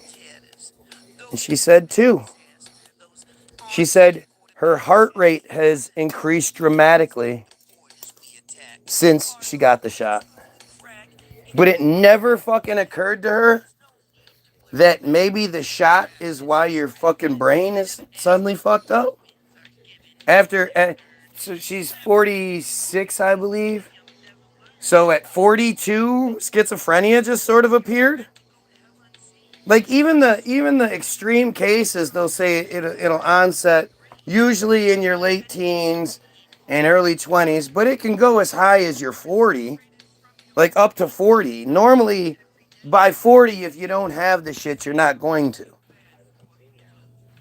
Hers kicked in at 42 blue in 2022. After biologics were introduced to her system. More likely 2021 because it's so early in 2022 or 2026. So yeah, somewheres in late 2021, sometime I would assume relatively soon after her second shot. Right. And the thing is, you're going to get a bunch of dumbasses who will say, well, I got the shot and that didn't happen to me, so we're not one size fits all. I can't stress this enough, and I'm honestly surprised that I've never heard anybody else make this connection before. But there are over 300 blood types. There are the 9, what is it, 8, 6, 7, 8. It's 8 or 9 main ones. ABC positive and negative, AB positive, negative, and then O. Is there O and O positive? Yes. There's O and but there are a ton of Negative there are a ton of and O positive. lower ones, right? There are a ton of combinations. Like I didn't know that. I looked into it. Found out there are over 300 blood types. But and when you think about that, like shit, if there are over 300 blood types, and if you get the wrong blood, it can kill you. It depends. It depends, but If I how do get- we know that that's not like? How do you know that you think you're A minus, but you're actually A minus times B plus 4? You know, how do you know you're not that? Well, you usually find out in an emergency situation. But how do we know that they're doing that? How do we know that they're taking it to that level? They're supposed to. That they're screening it to that level? Maybe that's why so many people actually die, because, you know, the transfusion isn't quite the right recipe. Well, that's, in my case, I have to disclose negative. If they give me positive blood, they'll kill me. So, So I had to have medication so the fetus didn't kill me if they had positive blood, because you had positive blood. right, you can make something inside you that has a different blood type than you. How the fuck is that even possible? Right. That'll kill you. Right. But just like you have an appendix inside of you that is full of a toxic amount of poison, that'll be fine until it's not. And then once it's not, you have a very short time before it'll rupture and kill you. Like, that's fucking strange. By the way, during COVID, they said that heart attacks, strokes, and cases of appendicitis were down 40 to 60%. Now, as irrational and foolish as the idea of heart attacks and strokes just being, toughed out, I can see it. A lot of the mild stuff, the really, really mild ones that there's really nothing they can do about it anyway. I can see a lot of those people didn't go to the hospital in times where they would have, when it wasn't COVID. I can see that, okay. Appendicitis? Appendicitis? That's not, no. You can't have that. That's just not, like, it's not a possibility. It's so insultingly stupid. You almost have to wonder why they would have chosen to say it, other than to, like, rub it in the faces of those smart enough to figure it out, but laugh at all the ones stupid enough to. You can't get a small case of appendicitis. Appendicitis is, okay, the countdown has begun. The fuse has been lit. It's like water breaks. Right. And get the baby out within a certain amount of time. Right. There's no choice. You don't get appendicitis and then you take some medicine and it goes away. No, because the appendix filters out all the bacteria and stores it before it can expel it from your body. So when the appendix ruptures, all of that bacteria and toxins get released right into your system. And once it gets in your bloodstream and starts being distributed to your other organs, heart, lungs, everything shuts down because it's flooded with poison. Literally, like, once it ruptures, you don't have much time. No, your body distributes blood very effectively and efficiently. Let me see something real quick, please.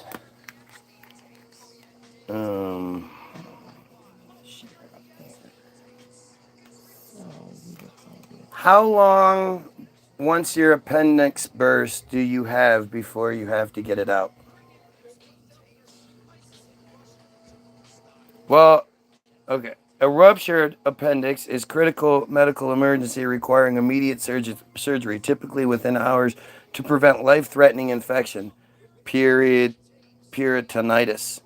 While the appendix often bursts 48 to 72 hours after symptoms start, once it ruptures, you need to be in the operating room as soon as possible. So, once the symptoms start, you have 48 to 72 hours before it ruptures. then it's immediate. You got to get that shit out as soon as possible. Most people don't pay attention to their body. They don't notice the symptoms right away. They might have, I have a little indigestion.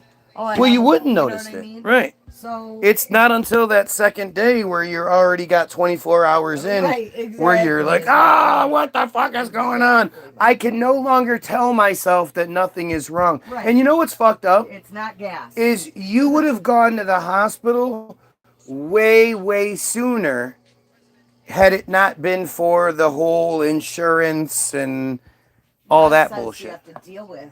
Right. The money that you have to pay.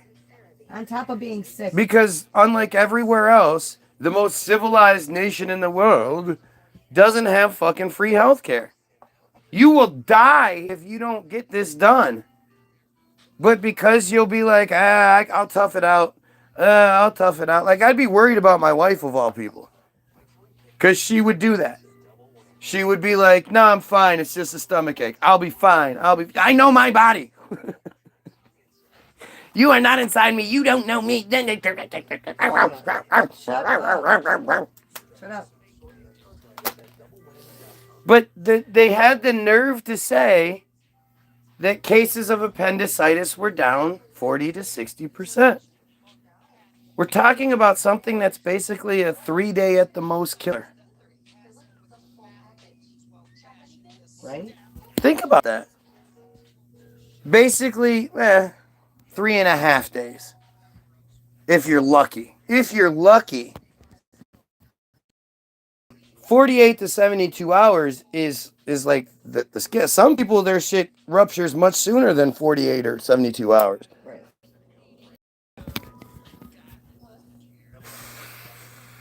But again, it's usually because they've been ignoring the symptoms. Well, the symptoms, no. Okay, well, they didn't know. I mean, not ignoring on purpose, but. But I'm just saying, it's not like you can say, like a lot of things you'll say, haven't been feeling good for a week, or, right. I had an acute little pain and it just got worse. No. It's not going to be a week. No. It's just quick. Yeah. It's like a sinister, like Amanda Waller, fucking, she put these little time bombs inside of us, and anytime she wants, we don't obey, they push a button and your appendix goes. Seems kind of strange. I wonder what the history of appendicitis is. Oh boy. I mean, it's got to be because our bodies are built for the toxin overload that we are bombarded with because of the system's greed and desire to poison us and keep us sick. Who knows? So it's overworking. It's putting all of our appendixes on overdrive, and there's only so many miles on any living organism. Yeah. Appendicitis is inflammation of the appendix. Symptoms commonly include right lower abdominal pain, nausea, vomiting, fever, and decreased appetite. However, approximately 40% of people do not have these typical symptoms. Wow. So basically, you might have them. Like 40% is 50%. That's it.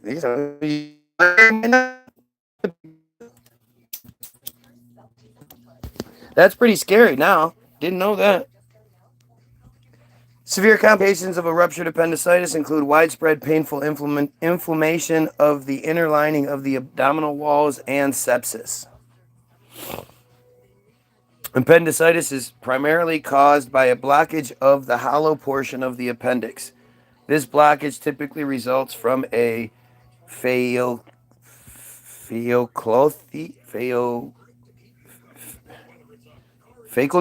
I don't know. Fecalith? Is that fecalith? A fecalith is a stone made of feces. Yes. Gross. A calcified, it's right there. A calcified stone made of feces. Some studies show a correlation between appendicoliths and disease severity. Other factors such, so this is something that if you have enough money and you're regularly checked for these things, I'm sure it's then preventable. You know, I mean, you could get the fecal stones. I've never heard of a fecal stone before, but you could get those blocked or you could get those removed. I mean, have you ever, who was the last person you actually heard of that had appendicitis? It used to be a lot more common. Yes. Why did appendicitis used to be a lot more common? I mean, my mom had it. Well, that was the only person I knew that actually had it, but it was a more common thing back in those days. I'm surprised it's not genetic, or maybe it skips a generation. I don't know. I have to keep an eye on that. Other factors such as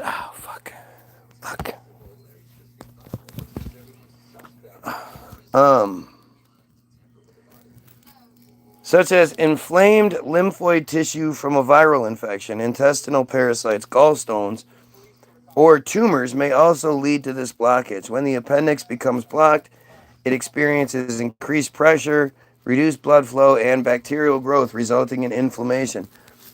How do you remove something that your body needs, and your body just like, there's nothing you have to do to compensate for it? Good question. Like, if you get a kidney transplant, you still got to go through dialysis and all this other shit for the rest of your life. Like, it's a pretty significant thing. And if the appendix is this, Just have one less filter. right? So but is this filter? But you don't need it. You're just gonna get sick probably a lot more often, and when you do, it's more serious. But that my mom wasn't like that. I don't really remember my mom getting sick. Now maybe the alcohol was killing off a lot of it. all the you know. Yeah. I don't know, but I wonder if people with their appendix removed have a shorter lifespan. I got 4 complete transfusions when I died, giving birth to hope. Jesus Christ. God damn. You can have grumbling appendix. They don't want to take it unless they have to. And is correct. Septicism sets in. Yeah, that's what they're saying. Yeah, no, it's not a good situation. At 42, it would need to be drug-induced at that age, if not from the jet. Right. That's exactly what that's what I was saying. Like, there's no way you just, everything is fine for you. You're this, you know, again, this really hot girl who lives a probably privileged life. She was referred to herself as a spoiled brat before. So, you know, for that to just suddenly kick in, I wonder if that's something that's being talked about. I wonder if there are more cases of people that have had this thing happen, but because it's not something that's talked about, nobody's talking about it. All I know is from my recent research, every single fucking thing we look up, I'm not expecting appendicitis to be one of those things. Because from what I can remember, appendicitis has been something that's been known for history. So, you know. But and appendicitis doesn't seem to, we're not talking about a neurological dysfunction. It's a failure of a body part, right? Right. So, you know, the other things everything else that we've looked at that was neurological seems to very much coincide with folks. I mean, I gotta watch my words carefully here, because apparently thinking these things, asking questions, and encouraging people to prove me wrong is not the best way to be a good person, right? You're supposed to just listen, I guess. You're not supposed to ask, and if you have these questions, you're just not supposed to ask them. And trust the system. The system knows. The system has your best interests in mind. Can't you tell? Yeah. Don't you think the fact that you can't tell tells you a lot?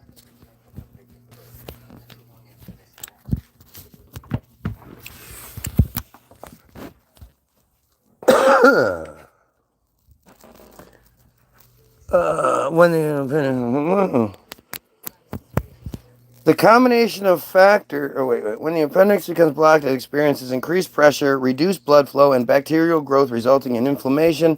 This combination of factors causes tissue injury and ultimately tissue death.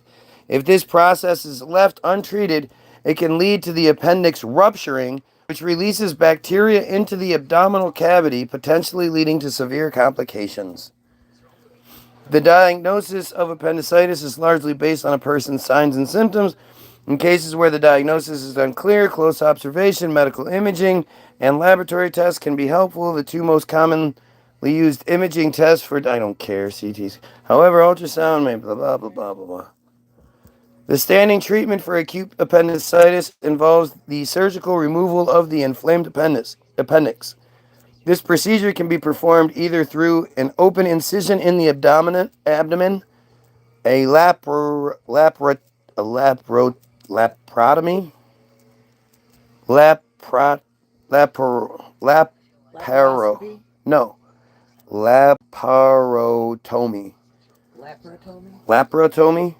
So that's through the belly button. Or using minimal invasive techniques with small incisions and cameras, laparoscopy. Surgery is essential to reduce the risk of complications or potential death associated with the rupture of the appendix. Antibiotics can be equally effective in certain cases of non-ruptured appendicitis, but 31% will undergo an appendectomy within 1 year. Oh, so I guess we're wrong. I guess you can have a decrease in appendicitis then if So wait a minute. Why did the AI just say that once it begins, you have 48 to 72 hours? Now they're saying that non-ruptured appendicitis, but 31% will undergo an appendectomy within 1 year. What does that even mean? Like I didn't realize. Prolonging the fate, basically, sounds like. I guess. It is one of the most common and significant causes of sudden abdominal pain. In 2015, approximately 11.1 million cases of appendicitis were reported, resulting in around 50,100 deaths that year. Holy shit. Okay, so that seems like, again, so if you're getting 11 million of these cases in a year and 50,000 deaths, that seems like a pretty important thing to be taken care of. In the United States, appendicitis is one of the most common causes of sudden abdominal pain requiring surgery. Annually, more than 300,000 individuals in the United States undergo surgical removal of their appendix. So how many people have sudden abdominal pain, crippling abdominal pain, and then you go and they're like, oh yeah, don't worry about it, just take this pill, you'll be fine? Like, no, they fucking remove the shit. Yeah. Well, especially, nowadays the hospitals make lots of money. The presentation of acute appendicitis includes acute abdominal pain, nausea, vomiting, and fever. As the appendix becomes more swollen and inflamed, it begins to irritate the adjoining abdominal wall. This leads the pain to localize at the lower right quadrant. This classic migration of pain may not appear in children under 3 years. Why? Wonder why that is. The pain can be triggered by a sharp pain. This pain can be triggered by a sharp pain feeling. I guess that's the most reasonable sentence on here. Pain from appendicitis may be as dull as pain around the navel. Pain from appendicitis may begin as dull pain around the navel. After several hours, the pain usually migrates towards the lower right quadrant where it becomes localized. Symptoms include localized findings in the right iliac fossa, The abdominal wall becomes very sensitive to gentle pressure, palpitation. There is a pain in the sudden release of deep. There is a pain in the sudden release of deep tension in the lower abdomen. That's Bloomberg's sign. That's called Bloomberg's sign. If the appendix, like, think about that. I want to be named for something. Okay, so when the pain suddenly releases, that's called Bloomberg's sign. How's that? I like it. If the appendix is retrocecal, it's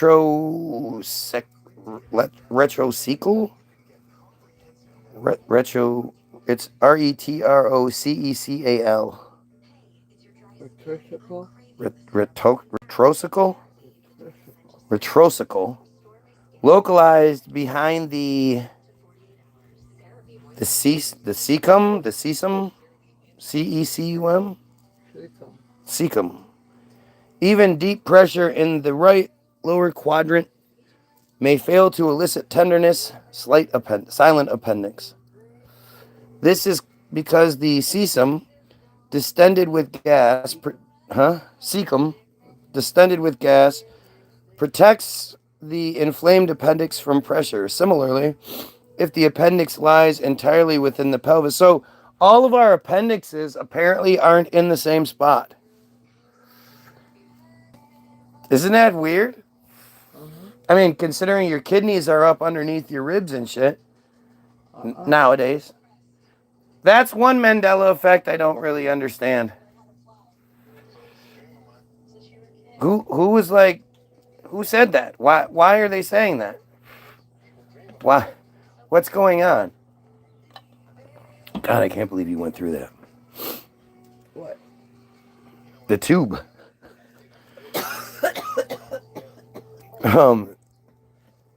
In such cases, a digital rectal examination elicits tenderness in the vesical pouch. I had that happen to me once. I had a stomach ache real bad or something. I don't remember why my mom had taken me to the doctor. I must have had a bad stomach ache for a while. I don't remember the build up to it, but I do remember the doctor having me bend over the thing, the table, and putting a glove on with some lubricant on the glove. And that was not a fun test. I've had that happen twice in my life, actually. Once when I was an older person, but as a young, and I can remember like leaving and on the way home feeling like, it's awful. It's all slimy. Because, you start leaking lubricant. But I remember my mom standing there and the doctor's like, ugh! And I go, oh! And he's like, does this hurt? And I'm like, yes!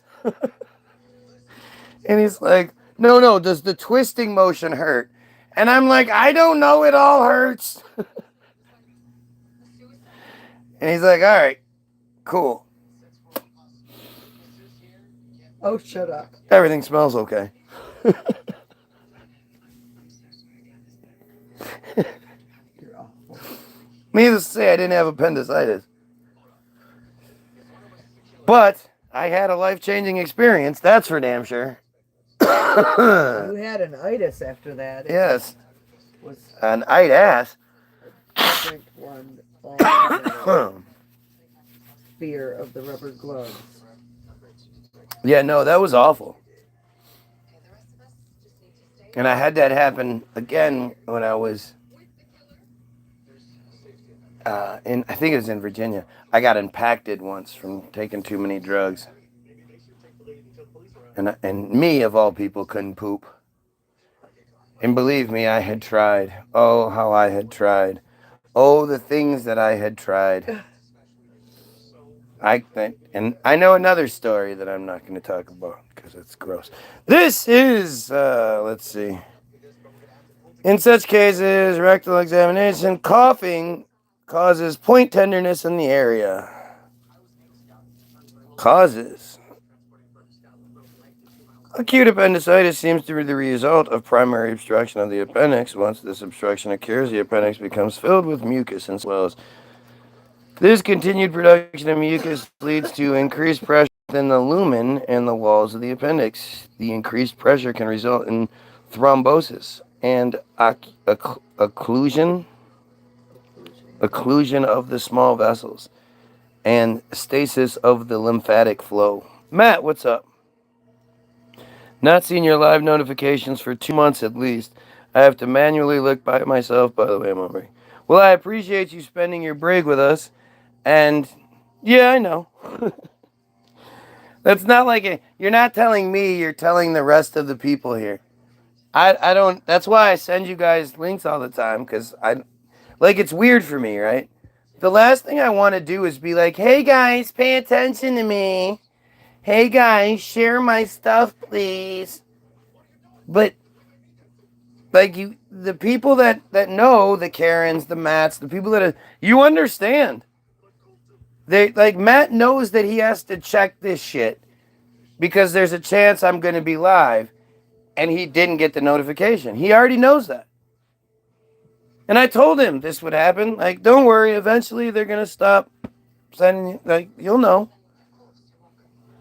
And it's something that I'm so familiar with, and it's so commonplace that I don't even think about it like it's a big deal. People that don't experience this are like, what the fuck? This is really weird. And I'm like, oh yeah, no, that's just how it works. You know? And when you have a guy that's an everyday watcher like Matt, an everyday contributor like Matt, imagine, out of the 2,500 subscribers I do have, how many of them are actually getting notifications then? Makes you wonder, doesn't it? The awareness of it happening is why I asked. Yeah, it's crazy, isn't it? It's not something like when I tell you that this stuff is going to happen, there's a programmed response in you, whether you like it or not, or you mean to or not, but there's part of you that goes, yeah, maybe, but you're probably just sort of compensating because you're not getting the views that you want or think you deserve. That's what I would think, Why not? It's not until you see it firsthand that you go, what the fuck? I've never experienced this with somebody else. So why am I experiencing it with this loser? This guy has 5 viewers and 12 likes, which makes no sense. 5 viewers and 2,500 subscribers makes no sense. But this guy's nothing. Why would there be any sort of something different happening with this? I'm talking about something different that out of the millions and millions of people putting content out, nobody else experiences this. That should be pretty weird to some people. Or you know what? There probably are other people that experience this, but you'd never know because they're censored to bejesus like I am. This is what true censorship looks like. How do you have more likes than you do viewers? Probably not. And that's probably why. Yeah. I mean, all these people that at some point they were like, oh shit, okay, I like this guy's content. I'm going to follow. I'm going to click the bell. I'm going to do all that shit. Meaning, I'm telling the computer system, okay, computer, it's 2026. I'm telling you to notify me when this guy goes live. Computer goes, okay, I'll notify you. And then it doesn't. And then the next time you're like, okay, notify me when this guy goes live. Okay, gotcha. And it doesn't. Somebody has to be manually going through and shutting this shit off, or at least writing the program so that it works this way. With as much as Matt is here, it should be the first notification he has.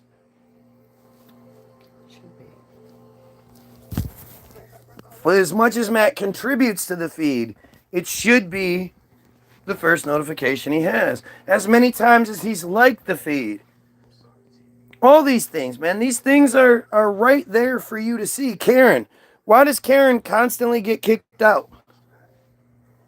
It clearly doesn't happen to everybody, but it happens to Karen all the fucking time. And then when it does, and she tries to come back, it'll send her on like this wild goose chase where it'll put her in videos from months ago for some reason. And she has to click out and she has to try it again and it'll kick her to a different video. This isn't new. This is a multi-billion-dollar platform on a fucking space-age, futuristic Jetson-style cell phone. I mean, it's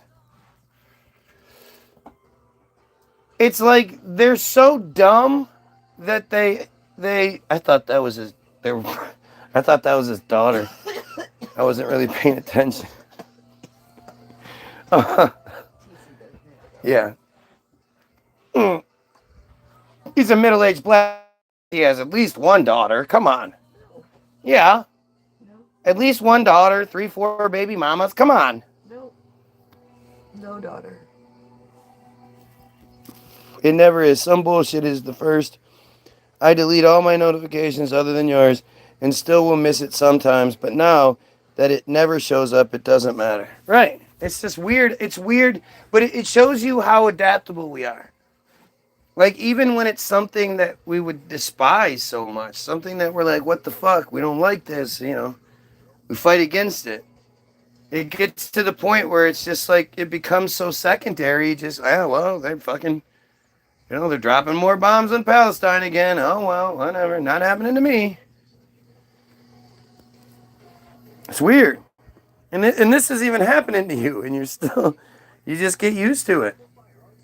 Like, it's really, really spectacular, actually. It's one of these things where you know how spectacular it is because if you tell somebody, they won't believe you. They'll be like, well, I've never experienced that before, and I use YouTube, and you're not special, I'm not special, so I've never seen anything like that before. I think you're lying. And they can't experience it anywhere else because this shit's not happening to anybody else. Just like you're not going to find anybody else who does this like I do. When you think about, you know, I've exposed in the last couple of weeks Tourette syndrome, MS. We did MS yesterday. The sleep sickness, like the causes. I watched a great video about the sleep sickness, but nobody talked about the cause. My wife and I, at the very least, I believe we put forth a pretty good argument to look into. That was my first interference years ago. Now I'm really not wanted here and interfered with. Yeah, it's crazy. You're worth jumping through any hoops for, guy. Your wisdom and knowledge is needed in the world. Thank you very much, Matt. That makes me feel so weird when people say shit like that. You know, I'm not worthy. I'm just such a dork. Like it's not about praise for me. I don't revel in it.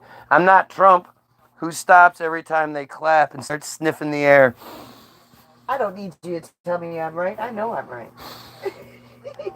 Well, at this point I do. Like and I know that most people's perspective is it's a manufactured one. All of our perspectives are manufactured. And the chances are you just haven't looked into it.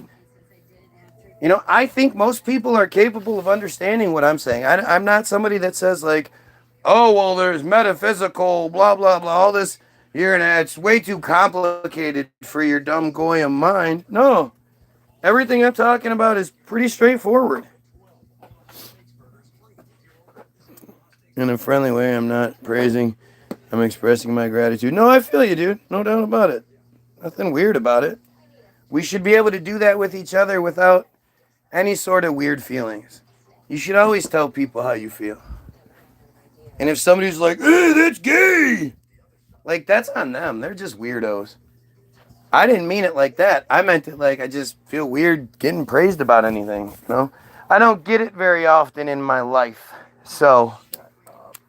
I tell you how awesome you are. Shh. just don't believe it when I say it. You say, sure you do. Sure you do. Sure. Yeah. Well, that's on you.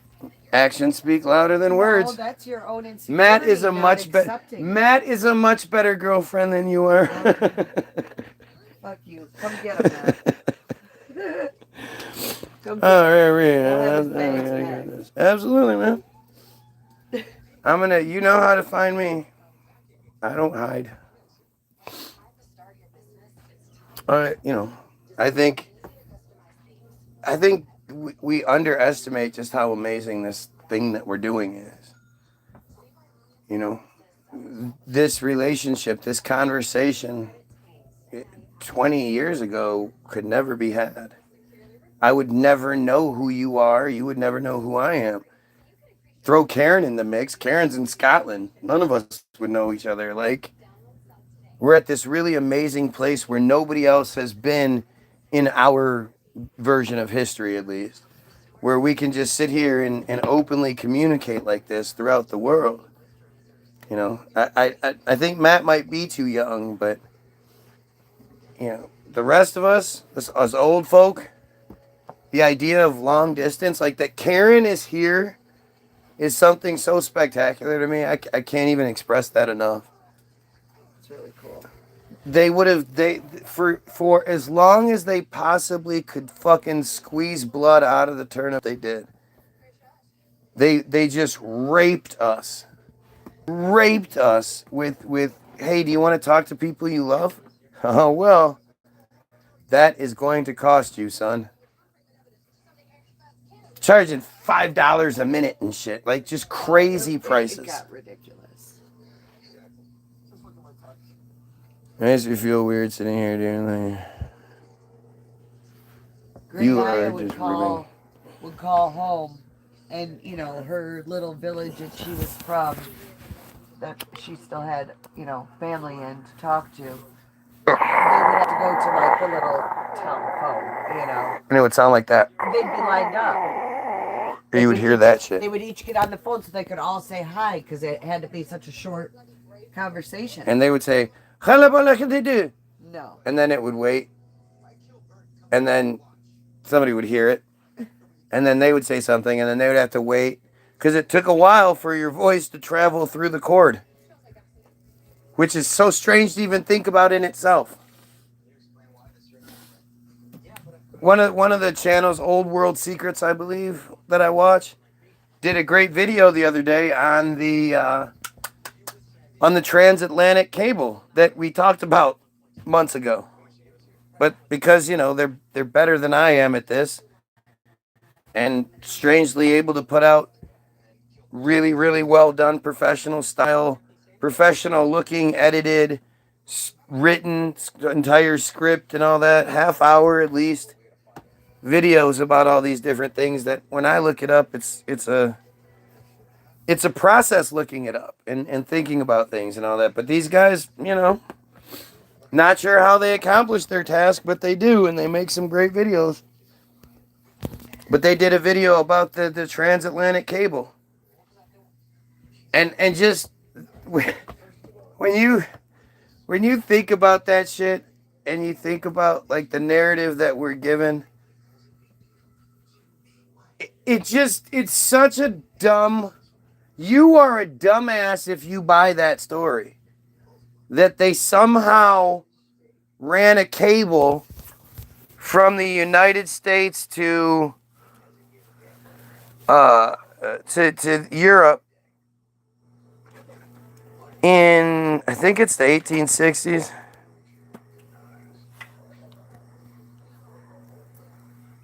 Uh, 1854, the first cable was laid from Valentina Island off the coast of Ireland to the Bay of Bulls, Trinity Bay, Newfoundland. The first communications occurred on August 16th, 1858. Do you understand how stupid that is? In 1858, from 1854 to 1858, that's all it took? Where did they get all the materials to create? How did they insulate? And then this video does a really good job of going into, the stuff that I I'm not going to be able to do, or maybe I could do if I put more time in.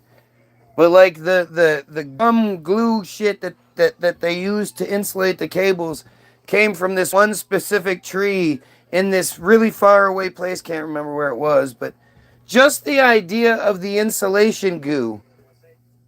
Where did it come from? They would have had to decimate every forest on the planet just to come up with that shit. Where did they get all the fucking, the copper wire or whatever they ended up, where did they get it all?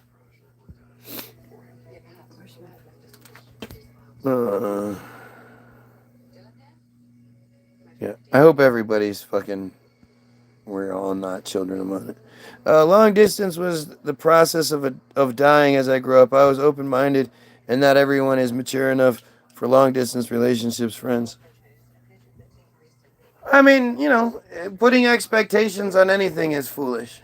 If you put expectations on shit, especially when there's long distances involved, that's on you. You just have to be grateful for what you end up having. But to be like, oh, hey, I'm not in your life and know nothing about what's going on, you should make time for me. Like, that's just weird. People shouldn't do that to other people. It's one thing to say, reach out and whatever, but when you get upset because you don't have the relationship. I'm not saying you do this, man. I'm just saying when you get upset when people don't live up to your expectations, that's just what it is. Anyway, I'm trying to find... So, I don't know about you guys, but for me, they've made Wikipedia so much worse in the last week. Literally, since I discovered that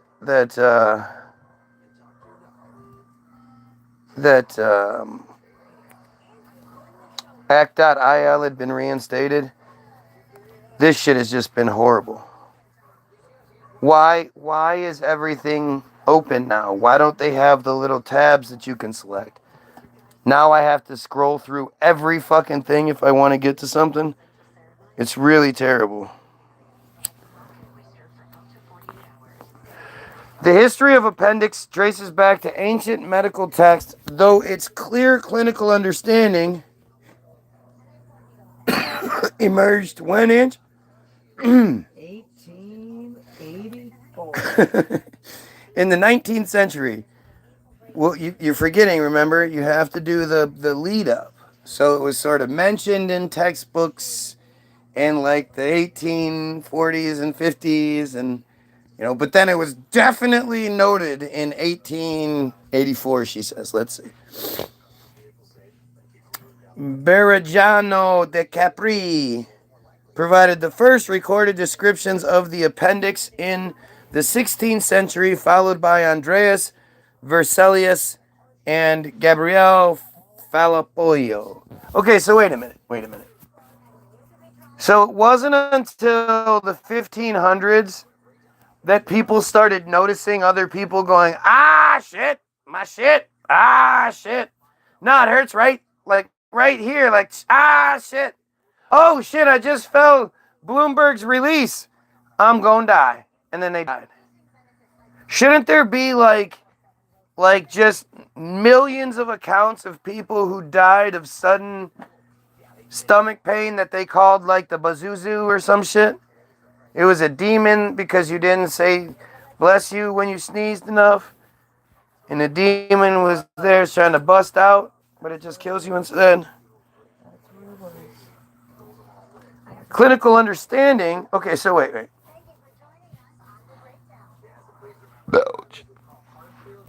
So they say that this dude provided the first recorded descriptions of the appendix in the 16th century, followed by this dude and this dude. Not really when. But now we're going to jump to clinical understanding, progressed in the 18th and 19th centuries, marked by Lorenz Heister's autopsy findings, Claudius Aimad's surgical intervention, and J. Mestiver's operation for appendicitis. Can you imagine what an appendectomy was like in the fucking 1800s? Brutal. I mean, what were their scalpels even like back then? What were cutting tools like even? How fine could they actually get the blades back then? How small could they make them while still making them insanely sharp enough to... Hi. I mean, think about that whole understanding of what were they doing? Were they were cut? How were they stopping the blood? How were they, you know, because the craziest thing about surgery is that they can cut you open and you don't bleed to death. Right. You know, how do we do that to begin with? Figured out what arteries, where you can't cut, where you will bleed to death. Yeah, but still, I mean, like I literally watched them slice my wife in half like a watermelon and shit. Like literally, like hot chop, like the whole shit from. Well, it was an emergency. So right, but still, you it was didn't. More brutal than they normally would do that. You didn't die. Well, yeah, no. If you got cut like that out in the open, you die within minutes. So how do they do that? That's crazy. But to think that, like, back then, they're doing appendectomies, and it's not like all of our appendixes are in the same spot. Right? So, like they said earlier. Basically, but not exactly. Not exactly, but, you know, being from down in your pelvis to all up here, that's a pretty big area to be searching through.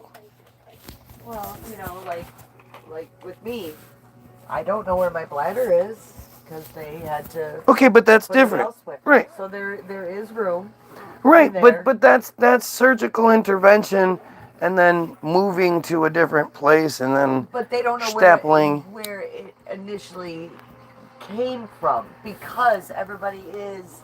That's what I'm saying. That I don't even know what you're arguing. I'm saying how difficult it would be to do this because people's shit is in different places. Well, and also your intestines. Right. Everybody's intestines wind all through there, and they look differently gross. From one another's. It's disgusting. So even after they like take shit out and put it back, it never goes back the same way they found it. Right. You have different twists and turns, and you know, oh my gosh, the turmoil your body goes through, you don't even realize. Sure. So again, think about that in the 1800s. Oh my God. What were they using? What was the surgical bed like, and the, you know, all the hygienic shit that they had back then? What were the hygiene practices? They didn't have gloves on. Right. They weren't like washing up nurse and having the nurse come put. That whole process hadn't been invented yet. So they're just reaching in there and cutting out your appendix and throwing that shit before it explodes. Basically. It's about to blow, throw it. My grand scar was bad enough. No keyhole there. They cauterized, stemming the flow. It's crazy what women can go through. But it's crazy that we know how to do it. I mean, if you really do think about, like... It's miraculous. It truly is miraculous. How long we've had the capabilities we have now to think that... How the fuck have they been cutting women in half and then sewing them back up all this time? How'd they figure that out? When did that shit... Oh, you know what? I bet I can guess. The first cesarean sections were done in 1884.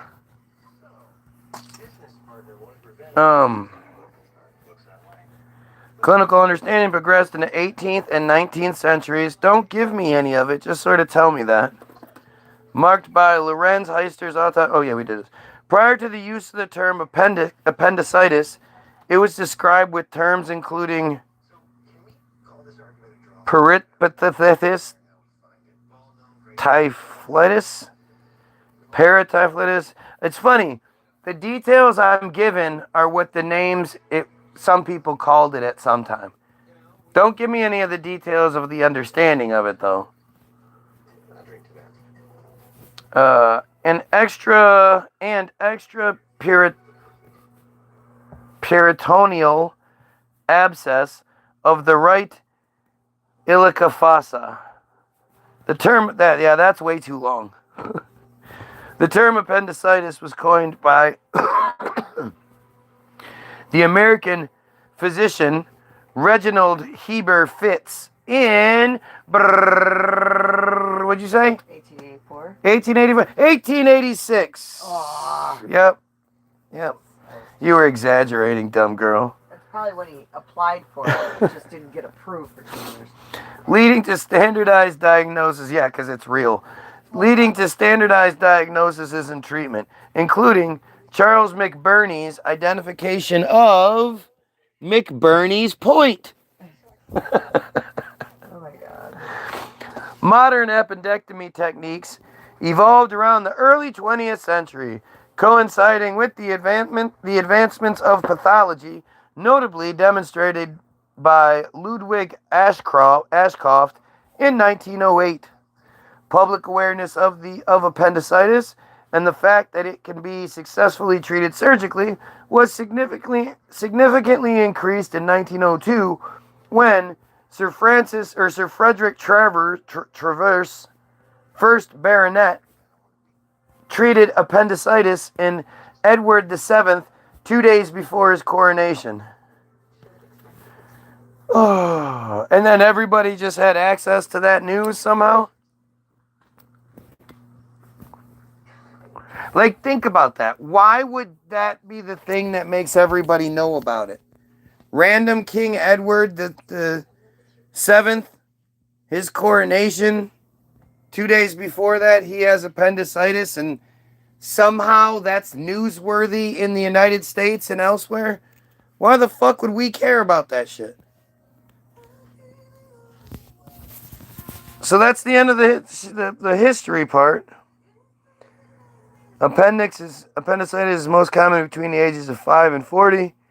2013, it resulted in 72,000 deaths globally, down from 88,000 in 1990. That's a lot of fucking deaths for something that we've been known how to do for a long time.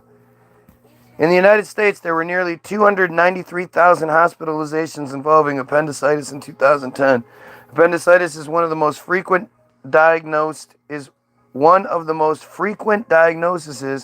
for emergency department visits, resulting in hospitalization among children ages 5 to 17 in the United States. What are they eating that's making them... when do you get the most fucking... Wait. Don't you get a wellness shot at 5? You get all kinds of shots. Yeah, but isn't it like that they do the beginning shots and then you come back at 5 and you get the something? It's called the wellness check. But at 5, I don't remember what it is. But yeah, you get some sort of extra booster shit. it's a whole schedule.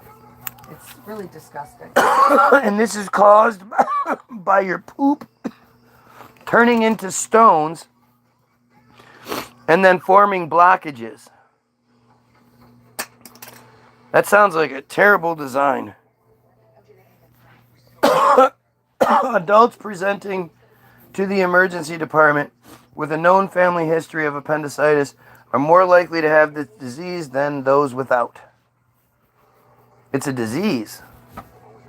And that's it. There's a shit ton of references. But that's it.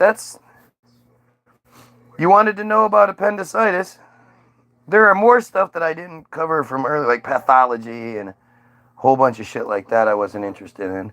Management is typically managed by surgery. Antibiotics are safe and effective for treating uncomplicated appendicitis. 31% of people had a recurrence within a year and required an eventual appendectomy. Antibiotics are less effective if an appendicolith is present. I thought that's what fucking caused it.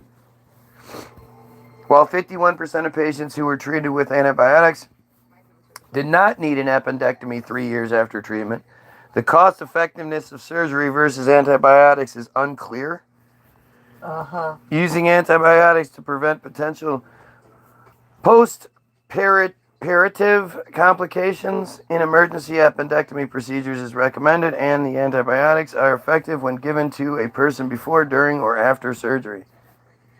Pain medications such as morphine do not appear to affect the accuracy of the clinical diagnosis of appendicitis and therefore should be given early in the patient's care. Historically, there were concerns among several general surgeons that analgesics would affect the clinical exam in children, and some recommended that they not be given until the surgeon was able to examine the person. The surgical procedure for the removal of the appendix is called the appendectomy. Jesus Christ. A negative appendectomy constitutes the removal of a normal appendix with no sign of inflammation. In histopathology examination, the prevalence of negative appendectomy varies but has been estimated to 13%. Appendectomy can be performed through open or laparoscopic surgery. Laparoscopic appendectomy has several advantages over appendectomy as an intervention for acute appendicitis. Sorry, my eyes are giving on me. For over a quarter century, laparotomy, open appendectomy, was the standard treatment for acute appendicitis. The procedure consists of the removal of the infected appendix through a single large incision in the lower right area of the abdomen. God damn, it's so weird to say that word. It always wants to come out wrong. The incision in the laparotomy is usually 2 to 3 inches. How come people don't get their tonsils out anymore either? What was that about for so many generations? You don't need your tonsils out. Right, but why did they do that for such a long time? Because it was a great way to make money. And then but that was it. But that part of it, like that generation of us didn't have that burden like we do now. Like, you could just go get your kid get the tonsillitis, and it wasn't like it bankrupted you or anything like that. Your doctor came to your house. They made versus giving you the drugs back then, the money that they made on the surgeries, and the experiments that they conducted on people while they were under, altering procedure a little bit, see how it works out for the recovery. We're fucking. She just went all deep dark, didn't she? That's the reality of it. And then, the other part is... It's like a conspiracy theorist. Once you take the tonsils out, the tonsils, again, are one of the body's filters. So by removing it, it leaves you open to more bacteria and toxins that your body has to work harder to fight off because it doesn't have that extra filter in it anymore either. So that leaves you getting sick easier and more sick and needing the doctors more. It's all a big fucking sick cycle.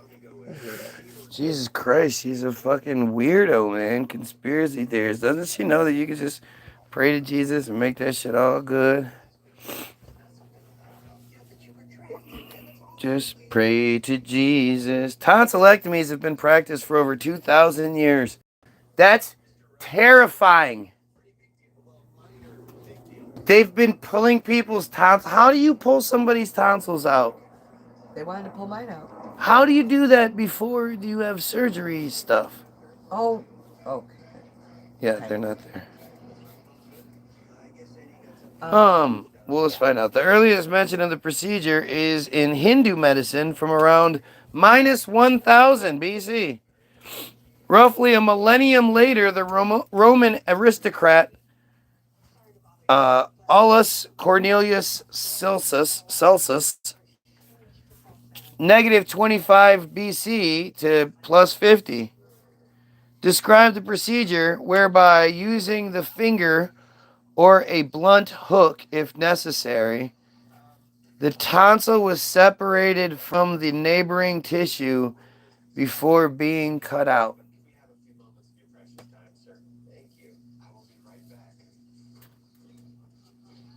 Using the finger. Yeah.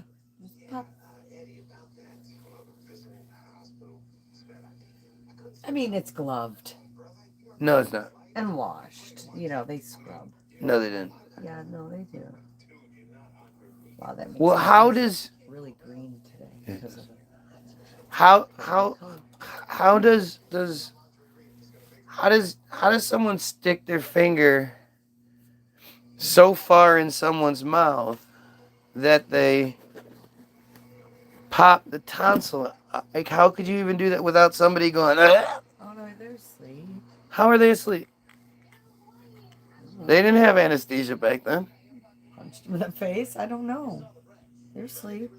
They weren't awake when that happened. What Gag the fuck? reflex. Come on, wait. They were doing tonsillectomies Yes. with either the finger or a hook. By candlelight. With pigeons bringing their replacement tools from the blacksmith does. God damn it! Move the candle closer. Or the candle's flickering. Stop. It wasn't very nice. I apologize. That's ridiculous. I can't believe I'm reading this right now. Okay. Described a procedure whereby using the finger or a blunt hook, if necessary, the tonsil was separated from the neighboring tissue before being cut out. Where the fuck are your tonsils? How far down are your tonsils? Like right in there. But on the inside. Yeah. Okay, so like right here? A little high. A little higher, closer to your jaw, yeah. Okay, so Basically. you gotta get in. No way! Let me just pop that out. Here, let me try my finger. Oh, that's not. Can you hand me the blunt hook? So I can hook this bitch before this guy wakes up. I want to know more about that procedure. Why can't I find out about that procedure? A procedure. Okay, let's see.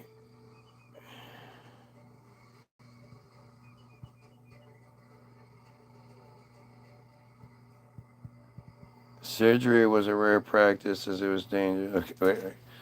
Ancient Roman surgical practices developed from Greek techniques. Roman surgeons and doctors usually learned through apprenticeships or studying. Right, at the fucking University of Rome, where they had apprenticeships. And, all their food was taken, because where did these guys eat? I'm so fascinated by that question. That question from antiquity never seems to be answered, but we're talking about millions and millions of people existing. Where were they all eating from? You can't just say everybody was just an adept hunter. There wouldn't be any animals left back then. We have to grow animals to feed the people nowadays. Or else we'd wipe the shit out. So what were people eating back then? Who was harvesting all the wheat and the flour and then processing it and then bringing it in while they had it in their special sacks that they made, and then it got to, how did all that shit work back then? What was the Gordon Food Services of its day? Think about that shit. Think about how essential that is to our survival. Farmer Joe down the block had all the chickens. Sure. And Fred has the cows. Right. If you had a small town of 10 people. And Henry and Martha have all the wheat. Right, you could do that shit. That Stan grinds down. Yep. To make our flour. Now, all those people don't have fucking families. No, they do. Okay, so then we have all those other mouths to feed. Families help out. If you had a chicken farm, I mean, you can only feed one family with a chicken. That's not feeding a group of people. 500 chickens. They do the chickens. Somebody else does the carrots. Somebody else does the fucking what? If somebody has 500 chickens, and you have 50 people in your town, You got 10 days of chickens, man. Okay, so Karen and Scott they go to a farmer, and they usually buy, I can't remember if it's half or quarter of a cow. Like, you know, and you get to choose what kind of meat from the cow that you want. That feeds them for pretty much the whole year as far as the beef they need. They have a freezer downstairs, you know. Um, it's intermixed with some chickens or whatever. So it's a family of 3 because Devlin's almost always there for the whole year, either a quarter or a half a cow. Farmer's got, you know, 200 cows. Yeah, he's gonna slaughter 10, 20 of them. What are you talking for? Who? Wait, how big is the population? You have to, like, what you're talking about describes a very small sustainable population. If Well, you it's have a village of 50 homes. a village of 50 homes is what, 200, 300 people? You know, once you start talking about wives and children and all that shit. A cow can feed 2 homes for the year.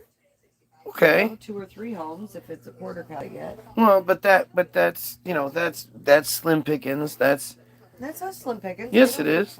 Slimly. That's slim pickings if you're saying you're going with just the quarter. Like that couldn't last a family that long. Well, a quarter. Like you don't just have cow. Right, but I'm saying, but you sure. You're still talking about a small, sustainable population. You're not talking about millions of fucking people. Millions of people that existed throughout all of our historical time.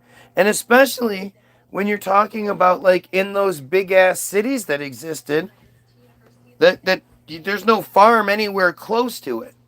The farm is you know, a couple of miles outside of town. And then farmers would deliver.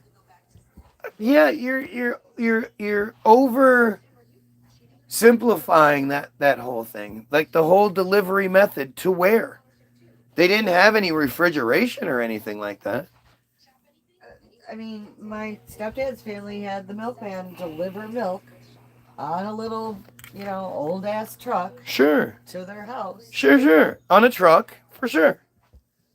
A truck with refrigeration on it. This is not millions of people in the tens. It's not millions of people in the 1500s, 1600s, before we had modern day convenience. A lot of people, despite the farmers that have all the cows and whatever, a lot of people have their own tiny little farm. No, you're crazy. You're just trying to come up with stuff. In a place like Paris, in a place like Great Britain, where there are no farms anywhere near anything. They had it shipped in. Again, you're going in circles. They did not have refrigeration in these time frames. They found ways to preserve it. Whether it was You're just coming up with shit. Okay, so now, where did they get ice from? Where would they have just gotten ice from? They did not have refrigeration techniques. You're underestimating how much, you know, the amount of you're saying in towns where they have, God damn, if you're talking about towns where they have, you know, millions of people, not just a million, millions of people. Not all these people have little farms to sustain anything. And you can see these old, you know, cities that you know, giant apartment buildings. So each one of those apartment buildings had 50, 60 tenants. All of these people, then they have like you're talking about an insane amount of mouths to feed. That our understanding of the way the world works with people on horseback who barely knew how to do, that just doesn't make any sense. Just like the idea of there being horses all throughout New York City. 200,000-300,000 horses at any given time. Where the fuck is all the water to get those horses coming from? Who's cleaning up the shit? They say that during that time, it would have taken around 275 of today's modern style dump trucks shipping that literal shit out of New York every day to keep the streets clear. And then where's that shit going? Well, we're not gonna address that part. You put that much shit in the river, you put that's 2-3 days and the river is overflowing and gross. That can't be a thing. It's not. I'm not saying like where did they put it. I'm saying obviously the story's bullshit because they would have had to put it somewhere. They would have had to do something with it, and they couldn't. They did not have 275 of modern day dump trucks to use.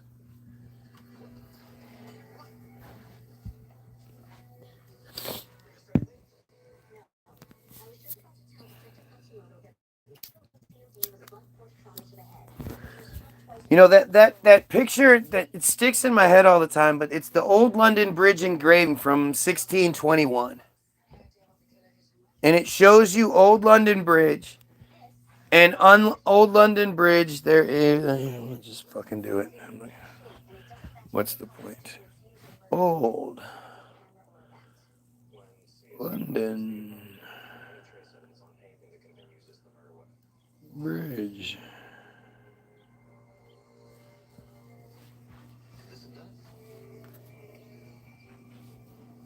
Old London Bridge. So this is an engraving by Claes Vischer showing Old London Bridge in 1616. My bad, I thought it was 1621. With what is now Southwark Cathedral in the foreground.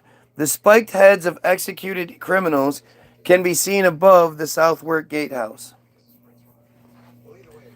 So this is what this shit supposedly looked like in 1616. That's London Bridge. Look at the size of the apartment buildings. What the fuck? I can't. Oh, okay.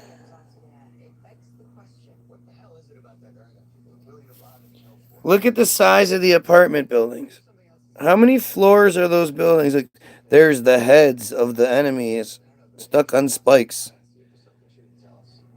Look at this shit. Look at this shit. It's crazy. So you think, like, how many people live here? Look in the background. Look at all these giant spires sticking up, these skyscrapers. These are huge places. You got all these boats and shit, but look at how many floors are in there. And you think, oh, that's just a rendition, whatever. That's just an engraving of for some reason somebody lied and made an engraving that isn't accurate. Look how beautiful that is. That's accurate. We know that's accurate because it still exists today. Somehow. See that? Like, look at how small. So the engraving is showing you the houses and the people and shit. So the people are, 1 story, 2, 3, 4-story houses everywhere. Apparently they're using oxen, it looks like. I don't even know. Is that a car?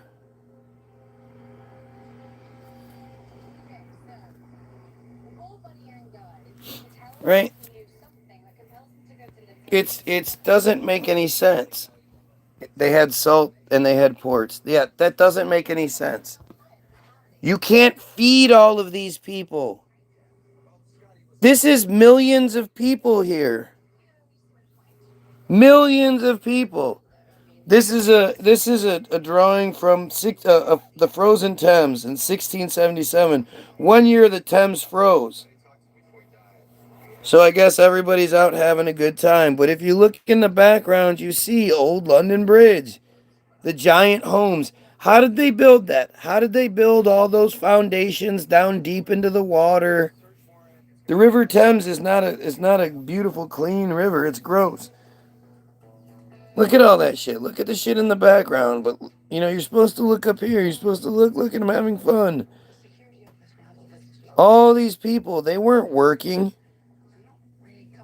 They were out just having a good time. Life was good back then. Because you can't have this existence. Here's another picture. Look at that shit. Who built that? We don't have anything even close to that nowadays. London Bridge doesn't look like that at all. London Bridge is falling down, falling down, falling down. Wonder what that song's really about. My fair lady. Take the key. I'm going to look up the words to that song here in a second. Okay, so here is a picture of London Bridge burning, actually. Old London Bridge is burning. It's nighttime, and yet everybody's out watching it. Why is everybody out watching it like they know what's going to happen? It's nighttime.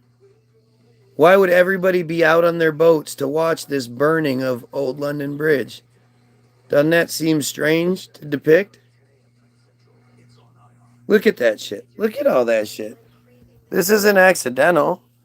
Nobody paints something this beautifully and they're not, one, a talented artist, but two, purposeful. Here you go again. Look at the size of these dwellings, man. They're gigantic. And yet at the same time, they look sort of fake and weird. Like, the whole thing is really strange.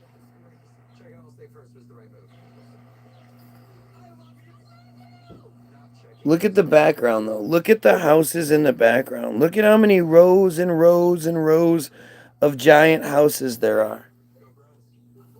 Who fed all of those people? Oh, this is a beautiful one. This is 1757. So as far as 1757, Old London Bridge looks like this. Big channels, huge houses over the bridge. Nobody wants to know how anyone built that shit. Where they got the materials, all of it. How did they build all this? Oh yeah, here's the gotta love the coat of arms with the fucking unicorn on it. Why would they put a unicorn on their coat of arms? The lion, the crown with the lion with the crown, the harp, the what's it called? The Tartaria symbolism. It's not letting you zoom in here very well.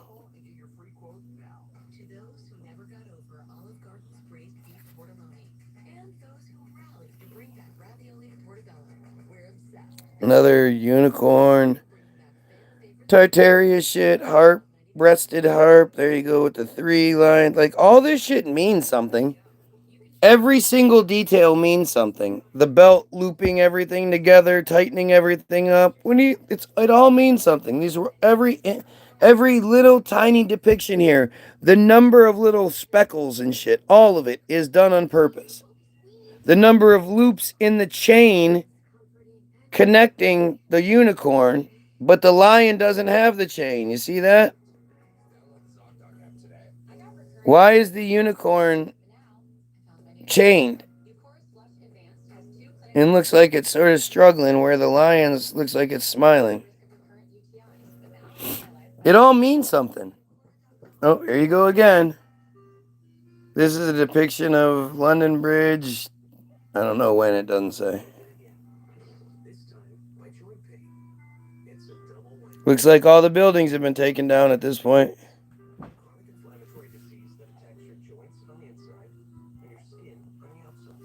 Look at that. What's the other bridge in the background there? Think about who built this. Who put these stones together? Where'd they quarry them from? How'd they get them down deep? How'd they get all the foundations of that shit set? It's so goddamn stupid. Oh, here you go again. The King of Arms, 1890. But then it says 1760 below it. But this is another mural or some shit depicted. The unicorn has that huge fucking horn sticking out, but it also has the chain around its neck. The lion's like, yeah, this is mine. It's the same fucking picture, it's just not as detailed because blah blah. 1760. Here's another picture. Just totally makes sense.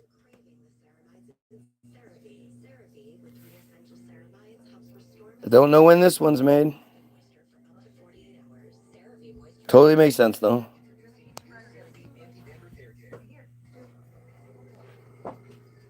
Here's another picture. Oh, this was the reopening of the bridge. So everybody went out to celebrate, I believe. They got in their boats and they went out and they celebrated the opening of the bridge because none of them had work to do. They didn't have shit to do that day.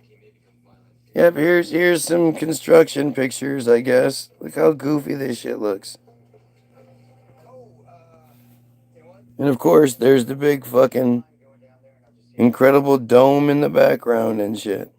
Capitol building. Looks like the typical Capitol building around here. Up here you go. Here's a picture of New London Bridge, 1870 to 1890. So we've everybody's excited now because there's nothing. It looks like shit comparatively. And yet still, look at all the homes in the background. Think about who's feeding all of those people. Look at the spires in the background and shit. The big tall towers that exist. As far as the eye can see.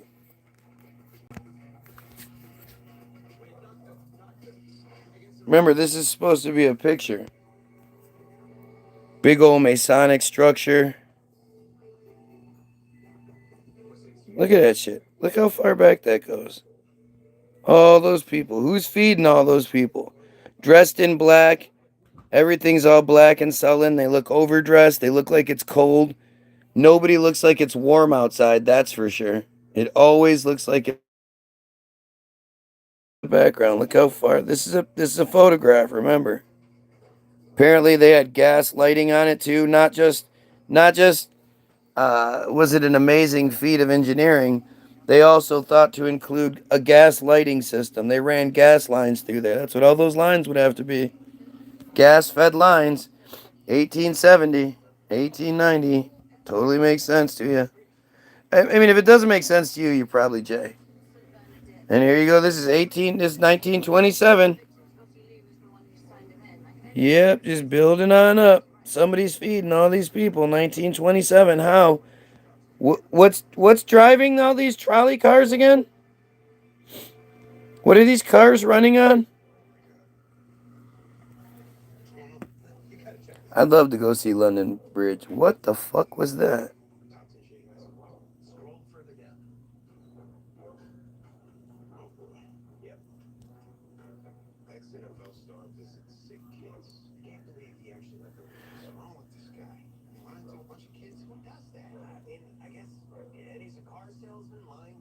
London Bridge under construction. Lake Havasu, Arizona, family vacation photo, March 5th, 1971. What the fuck is that? It's weird.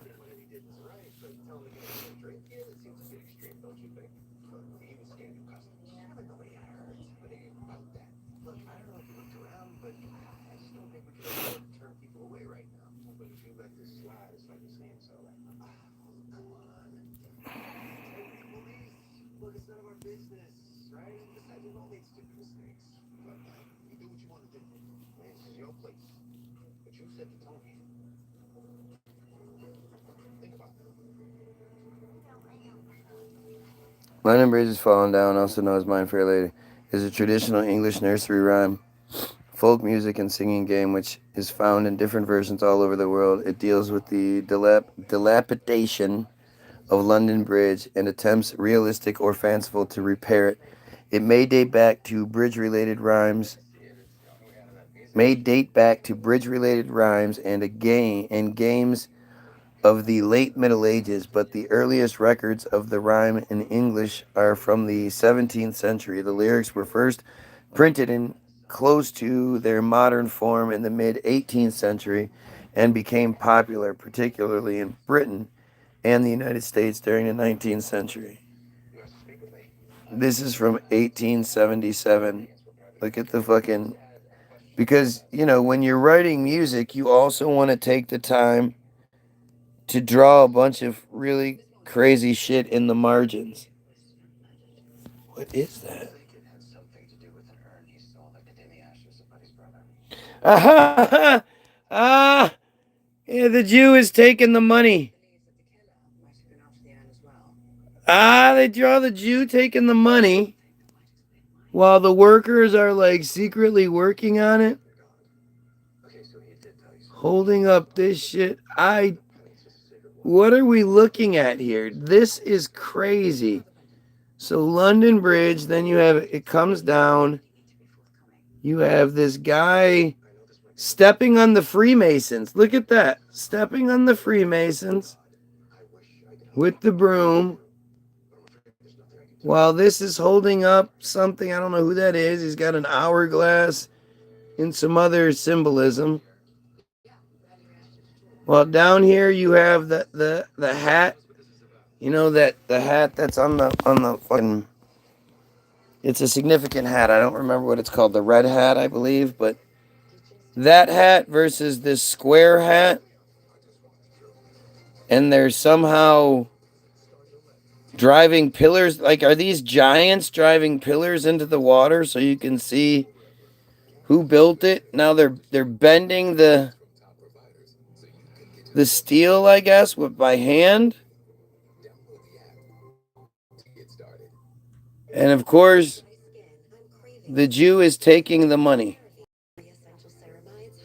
You guys seeing this?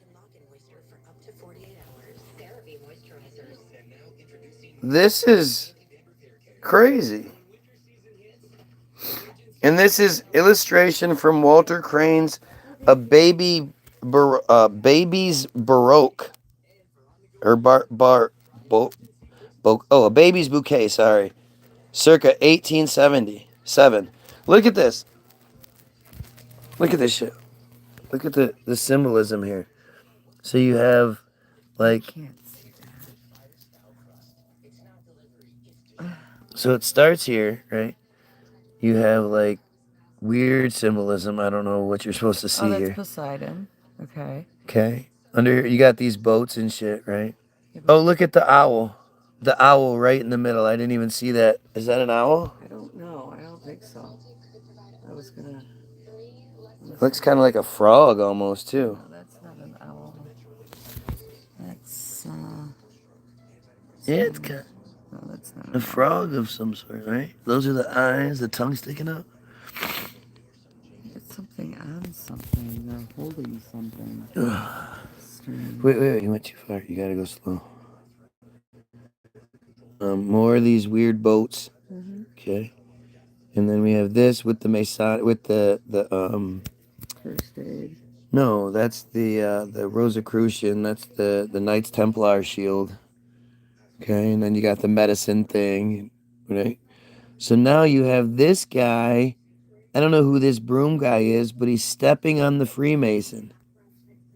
Right? Isn't that fucking crazy? This isn't by accident. This is you're writing your music sheet, but you're gonna take the time to put this kind of weird symbolism in the thing, in the margins. Holding him up. These are more Mason symbols, I think. And then you have the hourglass that's right. So now look at here, you have the hat, the beanie hat that's on the monies and shit.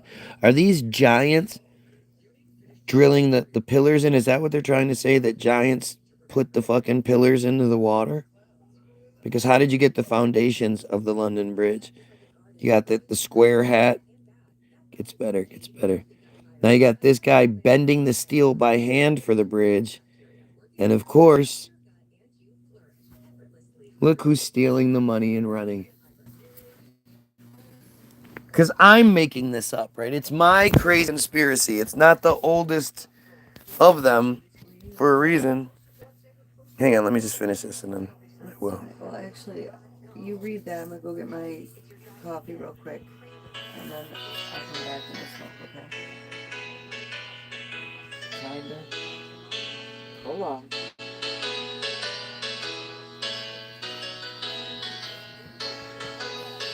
That's how it used to go. You nice. London Bridge is falling down. That's what it looks like. All right. Let's see what the lyrics on this say. I can't see.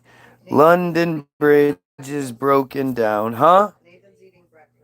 London Bridge is broken down. Dance over my lady. London Bridge is broken down with a gay lady. How shall we build it up again? Dance over my lady lay. How shall we build it up again with a gay lady? Silver and gold will be stole away. Dance over my lady lay. Silver and gold will be stole away with a gay lady. Iron and steel will bend and bow. Dance over. Iron and steel will bend and bow with a gay lady. Wood and clay will wash away. Wood and clay will wash. Build it up with stone so strong. Huzzah! 'Twill last for ages long. The modern melody was first recorded in the late 19th century. It is the Road Folk Song Index number 502. Several explanations have been advanced to explain the meaning of the rhyme to identify of the fair lady of refrain. The song is well known and has been referenced in a variety of works of literature and popular culture. There is considerable variation in the lyrics of the rhyme. Most frequent verse is London Bridge is falling down, falling down, falling down, London Bridge, my fair lady. Although another version substitutes London Bridge is broken down. The rhyme constructed of quatrains and blah, blah, blah. The most common form relies... Okay, melody. Don't care about the melody. Oh, here we go. Prospect of Old London Bridge in 1710. Jesus. I didn't see this one before. Look at this shit. Pictures of, guys. This is Old London Bridge.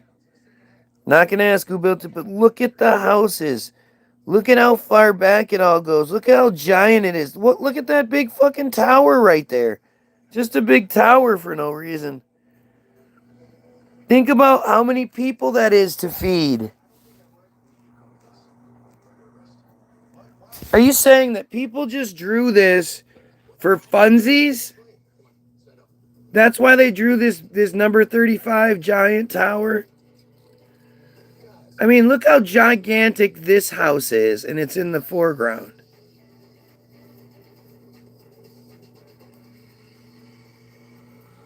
What the fuck? Oh shit, I didn't realize there were pictures coming. This is Old London Bridge.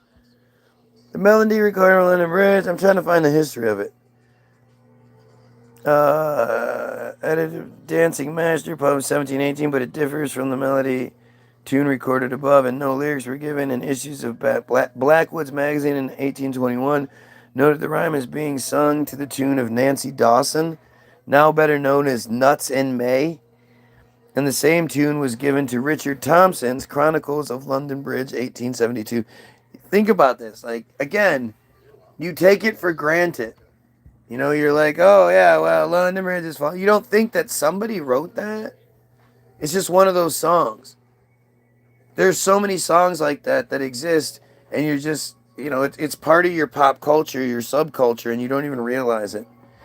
The rhyme is often used in a children's singing game, which exists in a wide variety of forms with additional verses. Most verses are similar to the actions used in the rhyme. Oranges and lemons, most common is that two players hold hands and make an arc with their arms while the other players pass through a single file.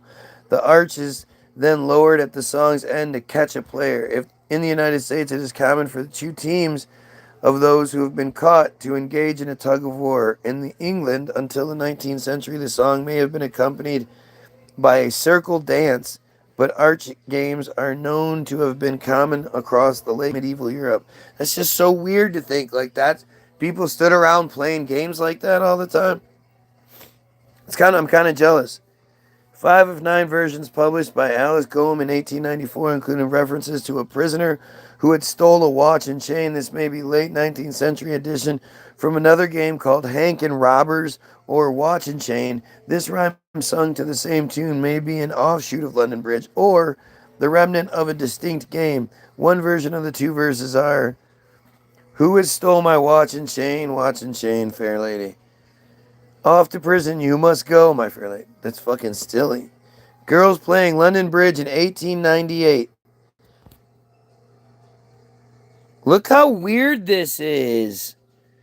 Look how cold it looks. It'd have to be freezing outside to be playing this game and be dressed like that. Look at that shit. That looks like something you play when you're just, I mean, where are these girls? The trees have very few leaves on them. This girl's face, she doesn't look like a little girl, does she? This is fucking weird. This is one of the creepiest pictures I've ever seen. And then this one girl is in white. This one little girl is in white at the end. What the fuck is going on? Origins. Detail from Philippe Perrault. 1497, showing an arch game similar to that known to be associated with the rhyme from the late 18th century.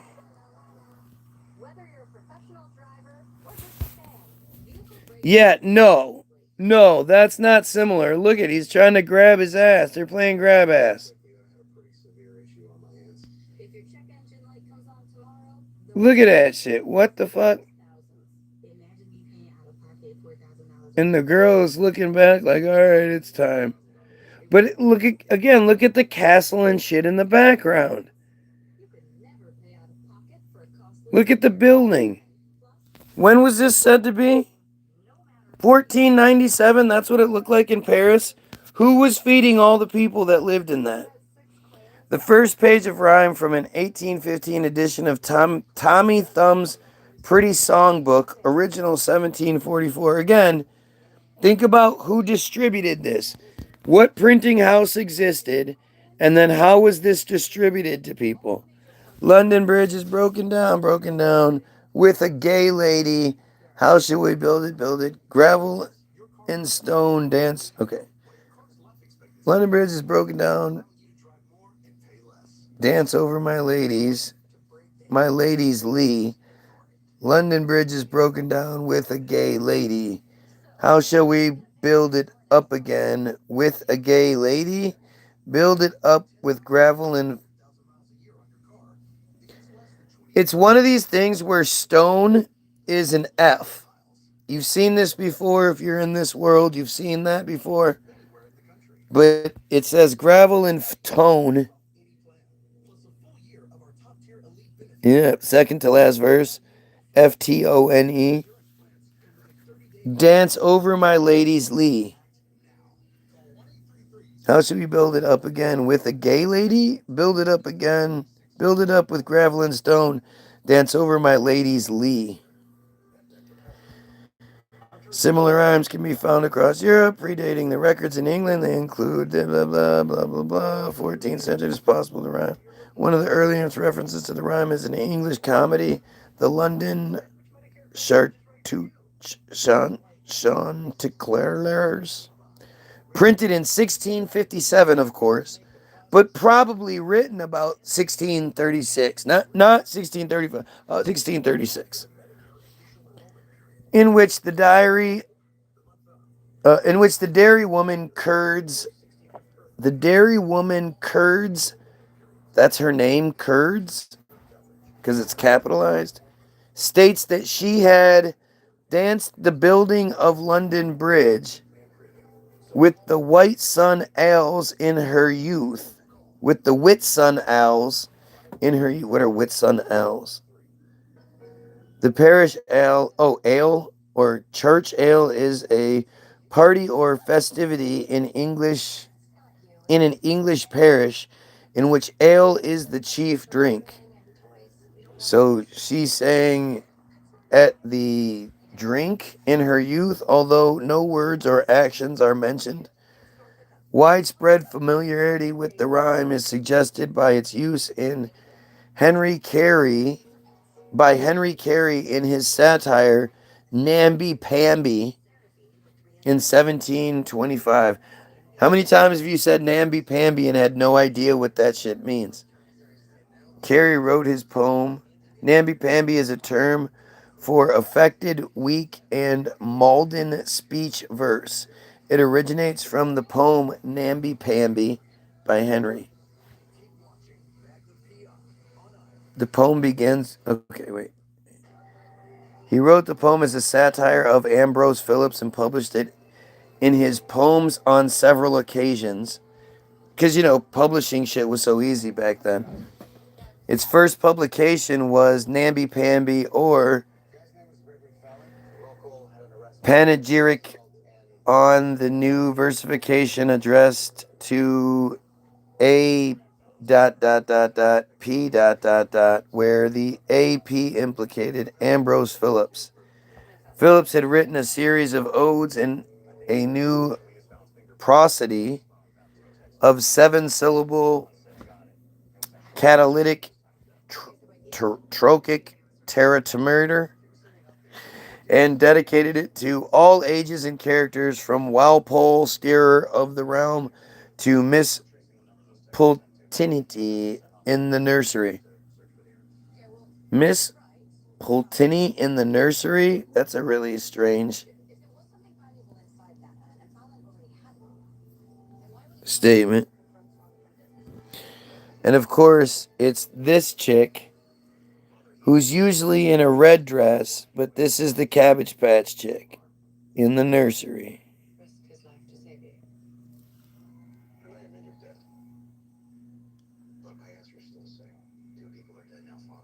Young, attractive secretary. Okay. Though once used by Shakespeare in A Midsummer Night Dream, this 3.5 line became a matter of consternation for more conservative poets. As a matter of mirth for Carey, Carey adopts Phillips' choppy line form for his parody and latches on to the dedication to nurseries to create an apparent nursery rhyme that is, in fact, a grand bit of nonsense and satire mixed. Oh my goodness, what are we stumbling into? Phillips was a figure who had become politically active and was a darling of the Whig Party. He was also a target of the Troy satirists. Alexander Pope had criticized Philip repeatedly in The Guardian and in his Perry Bathos, among other places. I mean, this gives into that whole idea that there were much less people here than you think. And praising and condemning Phillips was a political as much as poetic matter in the 1720s, with the nickname also employed by John Gay and Jonathan Swift.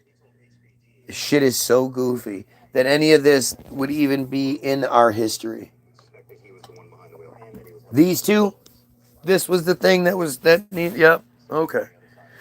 The poem begins with a mock epic opening, as had Pope's Rape of the Lock, and has had Dryden's Macflecknoe calling all the muses to witness the glory of Philip's prosodic reform. All ye poets of the age, all ye witlings of the stage, learn your jingles to reform, crop your numbers and conform. Let your little verses flow, gently, sweetly, row by row. Let the verse of the subject fit, little subject, little wit. Namby-pamby is your guide, Albion's joy, Hibernia's pride. That is so creepy, I don't even know. The Rape of the Lock is a mock heroic narrative poem written by Alexander Pope, one of the most commonly cited examples of high burlesque. It was first published anonymously, of course it was, in Littot's Miscellaneous Poems and Translations, May of 1712. God, it's so dumb to think about that. Like, this thing, like, think about how often shit's lost nowadays. And we're talking about some random poem book in some random town in Paris, and it's got saved. It's just silly.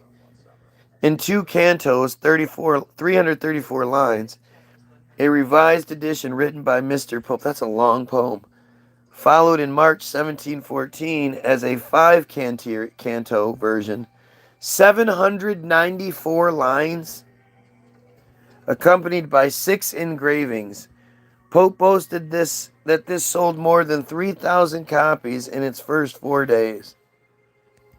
What? At the bookstore? Because the bookstore in 1721 was really, really good. All the different bookstores that all the different people rode their horses to, parked their horse outside while they went inside the bookstore to buy this man's new book. Get the fuck out of here. 794 lines of poetry. One poem. The final form of the poem appeared in 1777 with the addition of Clarissa's speech on good humor. The poem was much translated and contributed to the growing popularity of mock heroic in Europe. That's an ugly broad. Annabelle Fermor, a 19th century print after Sir Peter Lely's portrait of her. Look at how weird she looks. How disproportionate she looks. Look how long her fucking neck is. She looks silly. And her face is so inbred and goofy. No boobs whatsoever. That is an ugly broad. Eyes all fucking... The poem, The Rape of a Lock, satirizes a minor incident of life by comparing it to the epic world of the gods, and is based on an event recounted by Alexander Pope by his friend John Carriel. Annabella Fermor and her suitor, Lord Petrie, were each a member of the aristocratic recusant Catholic families at the time in England when, under such laws as the Test Act, all denominations except Anglicanism suffered legal restrictions and penalties. For example, Petrie, being Catholic, could not take the place in the House of Lords that would otherwise have been his. Petrie had cut off a lock of Annabelle's hair without permission, and the consequent argument had created a breach between the two families. That's fucking gross. The poem's title does not refer to the extreme of sexual rape, but to an earlier definition of the word derived from the Latin rapere, to snatch, to grab, to carry off. In this case, the theft and carrying off of a lock of hair. In terms of sensibilities of the age, however, even this non-consensual personal invasion might be interpreted as bringing loss of reputation and dishonor.